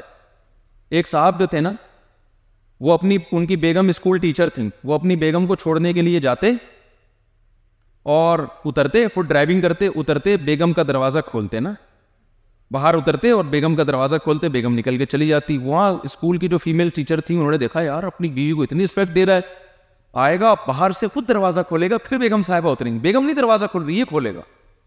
رشتے آنا شروع، ایک اور شادی ہو گئی. پھر کیا ہوا، جب آتے پھر دروازہ کھولتے، بیگم اترتی، خواتین کہتی بڑا اپنی بیوی کے ساتھ بڑا اچھا سلوک کر رہا ہے، ایک اور شادی ہو گئی. اس طرح محترم کی 4 شادیاں ہو گئی. بعد میں پتہ چلا کم وقت اندر سے دروازہ خراب ہے، لاک خراب ہے، کھلتا ہی نہیں ہے، یہ اتنا اچھا ہے نہیں. تو میرے بھائی آپ کے اخلاق کا سب سے زیادہ مستحق کون ہے؟ آپ کے گھر والے. اور ایک اور بات، تو کوشش کرو گے کہ نہیں کرو گے؟ اچھا جو غصے کے تیز ہے نا، ہر وقت گھر میں بدتمیزی سے بات کرتے ہیں، اپنا علاج کریں. ہمارے حضرت کو کسی نے لکھ کے دیا کہ میں گھر میں بیوی پہ ناحق غصہ ہوتا ہوں، بات بات پہ. حضرت نے فرمایا جب بھی غصہ ہو سزا یہ ہے کہ اس سے معذرت کر لو، معافی مانگ لو. اب وہ تھے، ان کا دماغ بہت ہائی، انہوں نے کہا یار میں غصہ ہو گیا، معافی مانگتے ہوئے ان کو بہت غصہ آتا تھا اور زیادہ. 1-2 دفعہ معافی مانگی حضرت کے حکم پہ، اس کے بعد انہوں نے غصہ کرنا، انہوں نے کہا یار وہ جو بعد میں ذلت ہوتی ہے نا، اس سے بہتر ہے کہ غصہ نہ کرو یا جرمانہ رکھ لے اپنے اوپر. سمجھتے ہو ہمارے سوسائٹی میں خاص طور پر دیہی علاقوں میں بہنوں کو وراثت دینے کا رواج بولو ختم. قرآن میں اللہ نے وراثت کے احکام کو بہت تفصیل سے بیان کیا. دیکھو چوریوں کی 2 قسمیں ہیں. بعض چور ایسے ہوتے ہیں چوری بھی کم لیکن ذلت بہت زیادہ. کوئی آدمی مسجد سے چپل چوراتا ہوا چوری کر کے پکڑا جائے، کتنا ذلیل ہو جاتا ہے نا سوسائٹی میں. حالانکہ چوری کیا ہے؟ چپل ہے، اور کی بھی اجنبی لوگوں کی ہے. لیکن جو بہنوں کی وراثت کھاتا ہے نا، یہ ماڈرن چور ہے. چوری بھی کروڑوں روپے کی اور کی بھی بہن کی، رشتوں کی، لیکن اس کی عزت پہ کوئی فرق نہیں آتا. قیامت میں اللہ اس چپل چوری کرنے والے کو تو شاید چھوڑ دے، اس کو نہیں چھوڑے گا. اب ایسا نہ ہو کہ چپلیں چوری کرنا شروع کر دیں کہ چپل چوری کرنے والے کو اللہ چھوڑ دے گا. چپل چوری کرنا بڑا جرم ہے یا بہن کی وراثت کھانا؟ قرآن میں اللہ نے صاف طور پہ کہا لا یحل لکم ان ترثوا النساء کرہا، اے ایمان والو تمہارے لیے حلال نہیں ہے کہ عورت کا مال زبردستی کھا جاؤ، حلال نہیں ہے. تو بہت بڑا جرم ہے. باپ کے دنیا سے جانے کے بعد جتنا جتنا بہنوں کا حصہ بنتا ہے خود لے جا کے ان کی جھولی میں ڈال دیا کرو. لیکن یہ چیز جب تک پیدا نہیں ہوتی، جب تک دنیا کو انسان مسافر خانہ نہیں سمجھتا. تو جن لوگوں نے بھی بہنوں کو، بعض لوگ کہتے ہیں انہیں معاف کرا لیا. بھائی بہن غیرت کی وجہ سے معاف کر دیتی ہے، اس کو پتا ہے کہ میں بھائیوں کے سامنے کھڑی ہوں گی، مشہور ہو جاؤں گی کہ لالچی ہے یہ. بعض کیا کر رہے ہوتے ہیں کہ عید بقرعید پہ جوڑے بنا کے دے رہے ہوتے ہیں بہن کو کہ بھئی ہم ہیں، جب تک ہم ہیں نا تو ہم تمہارے ذمہ دار ہیں. او بھائی تو مت ذمہ داری اٹھا، اس کے وراثت اس کو دے. سمجھتے ہو کہ نہیں سمجھتے؟ جن لوگوں نے بھی وراثت تقسیم نہیں کی ہے، آج سے عزم کریں بہنوں کا جتنا حصہ بنتا ہے جا کے کیا کریں گے؟ قبضے میں. ایک صاحب میرے پاس آئے، انہوں نے مجھے کہا کہ میری بہن نے اپنا حصہ معاف کر دیا ہے. میں نے کہا میرے بھائی اس زمانے میں کوئی دل سے معاف نہیں کرتا، پیسہ ایسی چیز ہے، ایسا کرو جتنا اماؤنٹ بنتا ہے نا اس کو جا کے پکڑاؤ، اس کی جھولی میں ڈال دو، اور ایک دن اس کے پاس رکھو، اگلے دن کہو کہ معاف کر کے مجھے دے دو یہ واپس. اگر وہ دے دیتی ہے تو اس کا مطلب دل سے دیا ہے. اللہ کا خوف تھا اس آدمی کے دل سے. قرآن پتہ ہے کیا کہتا ہے؟ یہ آگ کے انگارے ہیں جو آپ کھا رہے ہو. تو آپ نے کیا، اس نے کیا کیا؟ جا کے بہن کا جتنا حصہ تھا دے دیا اس کو. اگلے دن گیا کہ تم نے تو معاف کر دیا تھا، واپس دے دو. اس نے واپس نہیں دیا. اس نے کہا نہیں یہ میرے ہیں. دل سے نہیں معافی ہوتی. تو بہنوں کا حصہ بھی، اور جو نابالغ بہن بھائی ہے ان کا بھی بعض دفعہ بڑا بھائی چھوٹے بھائیوں کی وراثت ہڑپ کر جاتا ہے، سارے کاروبار پہ قبضہ کر لیتا ہے. چھوٹے بچے کو پتہ نہیں ہوتا یہ سب آگ کے انگارے ہیں. قرآن کہتے ہیں جو چھوٹے بھائی یا چھوٹی بہن کا حصہ کھائے گا یاکلون فی بطونہم نارا، سورہ نساء کی آیتیں، وہ اپنے پیٹ میں آگ کے انگارے ڈال رہا ہے. آپ تو اس وراثت سے بکرے پھوڑ رہے ہو، اللہ کی نظر میں وہ کوئلے جلے ہوئے جو آپ اپنے پیٹ میں جمع کر رہے ہو. عزم کرتے ہو کہ نہیں کرتے کہ وراثت دیں گے؟ دیکھو اس زمانے میں زنا ہماری سوسائٹی میں بہت تیزی سے پھیل رہا ہے. قرآن کہتا ہے لا تقربوا الزنا، زنا کے قریب بھی مت جاؤ. اور قرآن نے زنا سے بچانے کا ہمیں طریقہ بھی بتا دیا. انکحوا الایام منکم، جیسے ہی لڑکا لڑکی بالغ ہو ان بے نکاحوں کا فوراً نکاح کرا دیا کرو. تو جلدی نکاح کو پروموٹ کرنا ہے، حوصلہ افزائی کرنی ہے. دیر سے شادی اسلام میں پسندیدہ کام بولو نہیں ہے. اور سوال پیدا ہوتا ہے کہ ابھی بچہ بالغ ہوا فوراً شادی کرا دیں تو مالی وسائل بڑھ جائیں گے. قرآن میں اللہ نے اس اشکال کا جواب دے دیا. ان یکونوا فقراء یغنیہم اللہ من فضلی، اللہ پہ اعتماد کرو. اللہ کو اگر تم مانتے ہو، اللہ کے حکم پہ شادی کرا رہے ہو، اللہ وعدہ کرتا ہے اگر یہ فقیر ہوگا اللہ اپنے فضل سے اس کو غنی کر دے گا. سمجھ میں نہیں آ رہی بات؟ میرا خیال ہے تو یہاں جتنے ماں باپ بیٹھے ہوئے ہیں اپنی بچیوں کی بھی اپنے بیٹوں کی بھی ان کے کہے بغیر ان کی شادی کرا دیا کرے. صحابہ ایسے ہی کرتے تھے. عبداللہ بن عباس رضی اللہ تعالیٰ عنہ کے 3 بیٹے جوان ہوئے تو تینوں کو بلایا اور کہا کہ دیکھو تم میں سے جو چاہتا ہے نا نکاح کرنا مجھے بتائے، میں اس کی شادی کرا دیتا ہوں، لیکن زنا کے قریب نہیں مت جانا. کل یہ نہ ہو کہ تم بولو ابا نے شادی نہیں کرائی تھی تو ہم برائیوں میں پڑ گئے. آج ابا کیا کر رہے ہوتے ہیں؟ شادی کا نام بھی لیا تو تیری ٹانگیں توڑ دوں گا. یہی کر رہے ہوتے ہیں نا، شادی کا نام لیا تو کیا کروں گا؟ ٹانگیں توڑ دوں گی. تو بتاؤ یہ شریعت کا حکم ہے بھائی؟ او بھائی اللہ میاں نے جو بیوی کو نعمت کے طور پہ ذکر کیا نا تو اللہ نے کہا وَجَعَلَ لَكُم مِّنْ أَزْوَاجِكُمْ بَنِينَ وَحَفَدًا، اللہ تمہیں بیوی سے بیٹے بھی دیتا ہے پھر پوتے بھی دیتا ہے. تو اللہ میاں نے پوتوں کو بھی آپ کی اولاد میں شامل کیا ہے نعمت کے طور پر. تو بیٹے کی جلدی شادی کراؤ گے تو جوانی میں دادا بنو گے، جوانی میں پوتے ملیں گے تمہیں. نہیں آئی بات؟ میرا خیال ہے بڑھاپے میں شادی کراؤ گے بچوں کی تو تمہیں پوتا دیر سے ملے گا. اور پوتے میں کچھ فائدے بیٹوں سے بھی زیادہ ہیں. بیٹے میں فائدے ہیں، آپ کا بیٹا ہے خدمت کرے گا، لیکن ذمہ دار بھی کون ہو؟ آپ، اس کی تعلیم کے، اس کی صحت کے، ہر چیز کے. پوتے میں فائدہ آپ اٹھاؤ گے، ذمہ دار آپ. ذمہ دار کون ہے؟ آپ کا بیٹا ہے. تو ڈبل مزے ہے کہ نہیں ہے؟ اسپیڈ بڑھے گی کہ نہیں بڑھے گی؟ یا وہی اسپیڈ رہے گی اب؟ خود بھی جلدی شادی کرو اور اپنے بچوں کی بھی جلدی شادی کراؤ. دوسری بات، آپ کے گاؤں میں علاقے میں کوئی بیوہ کوئی بیٹھی ہوئی ہے جس کی شادی نہیں ہو رہی، یا کوئی طلاق یافتہ، یا کوئی لڑکی جس کی عمر بڑھتی جا رہی ہے، فوراً کسی کی دوسری کرا دو اس سے. اس چکر میں نہ ہو کہ جی کنوارا ہی ملے گا تو ہم کریں گے.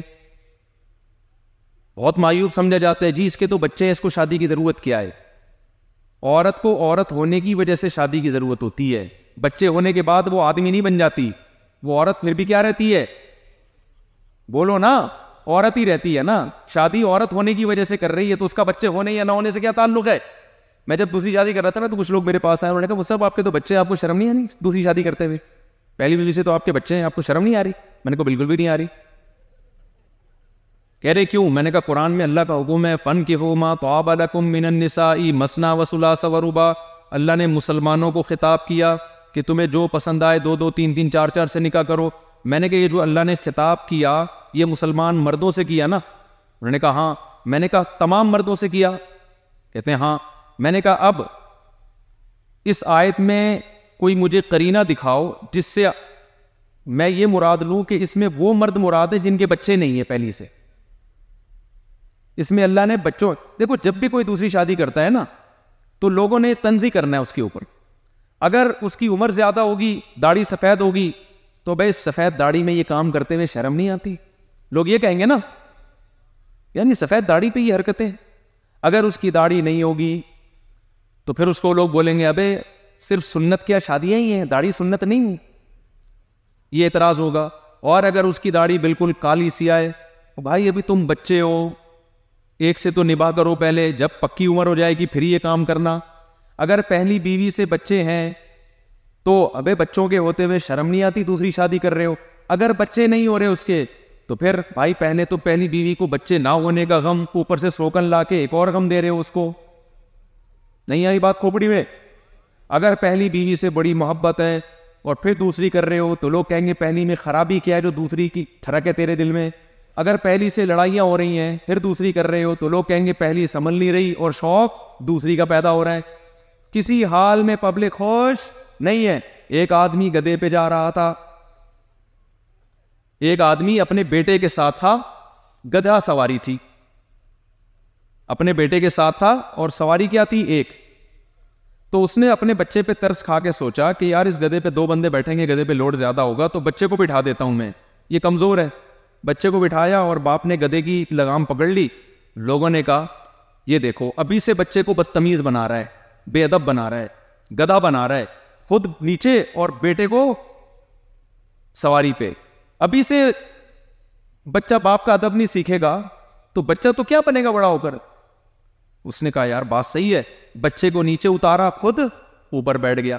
اب آگے گیا تو لوگوں نے کہا لو بھائی بچے کے بچہ ہونے کا ناجائز فائدہ اٹھایا جا رہا ہے. وہ معصوم بیچارہ، اس کے بچہ ہونے کا ناجائز فائدہ، اپنے باپ ہونے کا ناجائز فائدہ، وہ معصوم پہ ترس کھا رہا ہے نہیں ہے. اس کو نیچے بٹھایا گیا، خود کہاں بیٹھا ہوا ہے؟ اوپر. اس نے کیا کیا کہ دونوں ہی اوپر بیٹھ گئے. آگے گئے، لوگوں نے کہا گدھا ایک ہے، بندے 2 بیٹھے ہوئے ہیں یار، اس گدھے پہ ظلم کر رہے ہیں، شرم نہیں آتی. اس نے دونوں کو نیچے اتار لیا، اب گدھا اکیلا. لوگوں نے کہا ان سے بڑا بے وقوف ہم نے دنیا میں کوئی نہیں دیکھا، سواری موجود ہے پھر بھی استعمال نہیں کر رہے. آگے دریا آیا، اس نے اٹھا کے گدھے کو دریا میں پھینکا اور اکیلے. تو اچھا کام کیا اس نے، گدھے کو پھینک دیا دریا میں. اس کو چاہیے تھا بھائی تیری کھوپڑی میں جیسے آ رہا ہے تو ویسے کر. لوگ باتیں بنانا کبھی بھی کام نہیں کریں گے. ہمارے پاس اللہ کا کلام ہے. اللہ میاں نے کہا کہ اگر تم عدل کر سکتے ہو، سب کے حقوق برابر کر سکتے ہو تو تم چاہے تمہاری داڑھی چھوٹی چھوٹی ہو، بڑی بڑی ہو، کالی ہو، سفید ہو، پہلی سے بچے ہوں نہیں ہو، پہلی سے محبت ہے نہیں ہے، میری طرف سے تمہیں اجازت ہے 2 بھی کر سکتے ہو، 3 بھی کر سکتے ہو اور بولو نا 4 بھی کر سکتے ہو. تو سوسائٹی میں کوئی خاتون نظر آتی ہے آپ کو، کوئی بھی ضرورت مند عورت ہے، اس کو نکاح کا پیغام بھیجو، اسے بغیر شوہر کے بیٹھنے مت دو اور اس میں کسی کی ملامت کی پرواہ نہیں کرو، ورنہ سوسائٹی میں زنا پھیلے گا، بدکاریاں پھیلیں گی، گھروں سے بھاگنے کے واقعات ہوں گے، ڈپریشن پھیلے گی، بیماریاں پھیلیں گی. سمجھتے ہو کہ نہیں سمجھتے؟ یہ چند کام ہیں جو آپ نے کرنے. اللہ تعالیٰ اس مدرسے کو دین دوگنی رات چوگنی ترقی عطا فرمائے، ہمیں مدرسوں کے ساتھ تعاون کرنے کی توفیق عطا فرمائے اور اللہ اس علاقے پر اپنی خصوصی رحمتیں اور برکتیں نازل فرمائے اور ہم سب کو پوری شریعت پہ چلنے کی توفیق عطا فرمائے.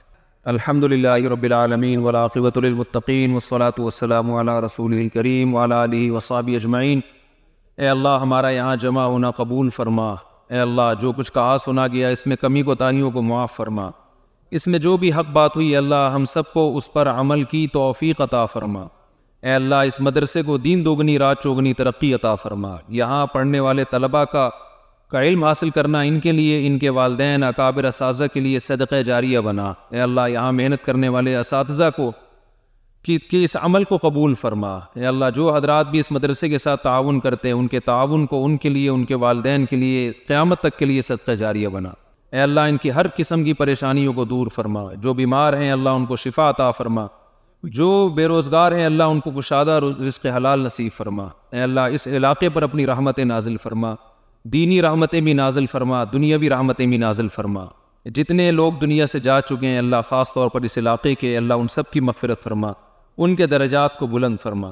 ربنا آتنا فی الدنیا حسنۃ وفی الآخرۃ حسنۃ وقنا عذاب النار. صلی اللہ تعالی علی خیر خلقہ محمد وعلی آلہ وصحبہ اجمعین برحمتک یا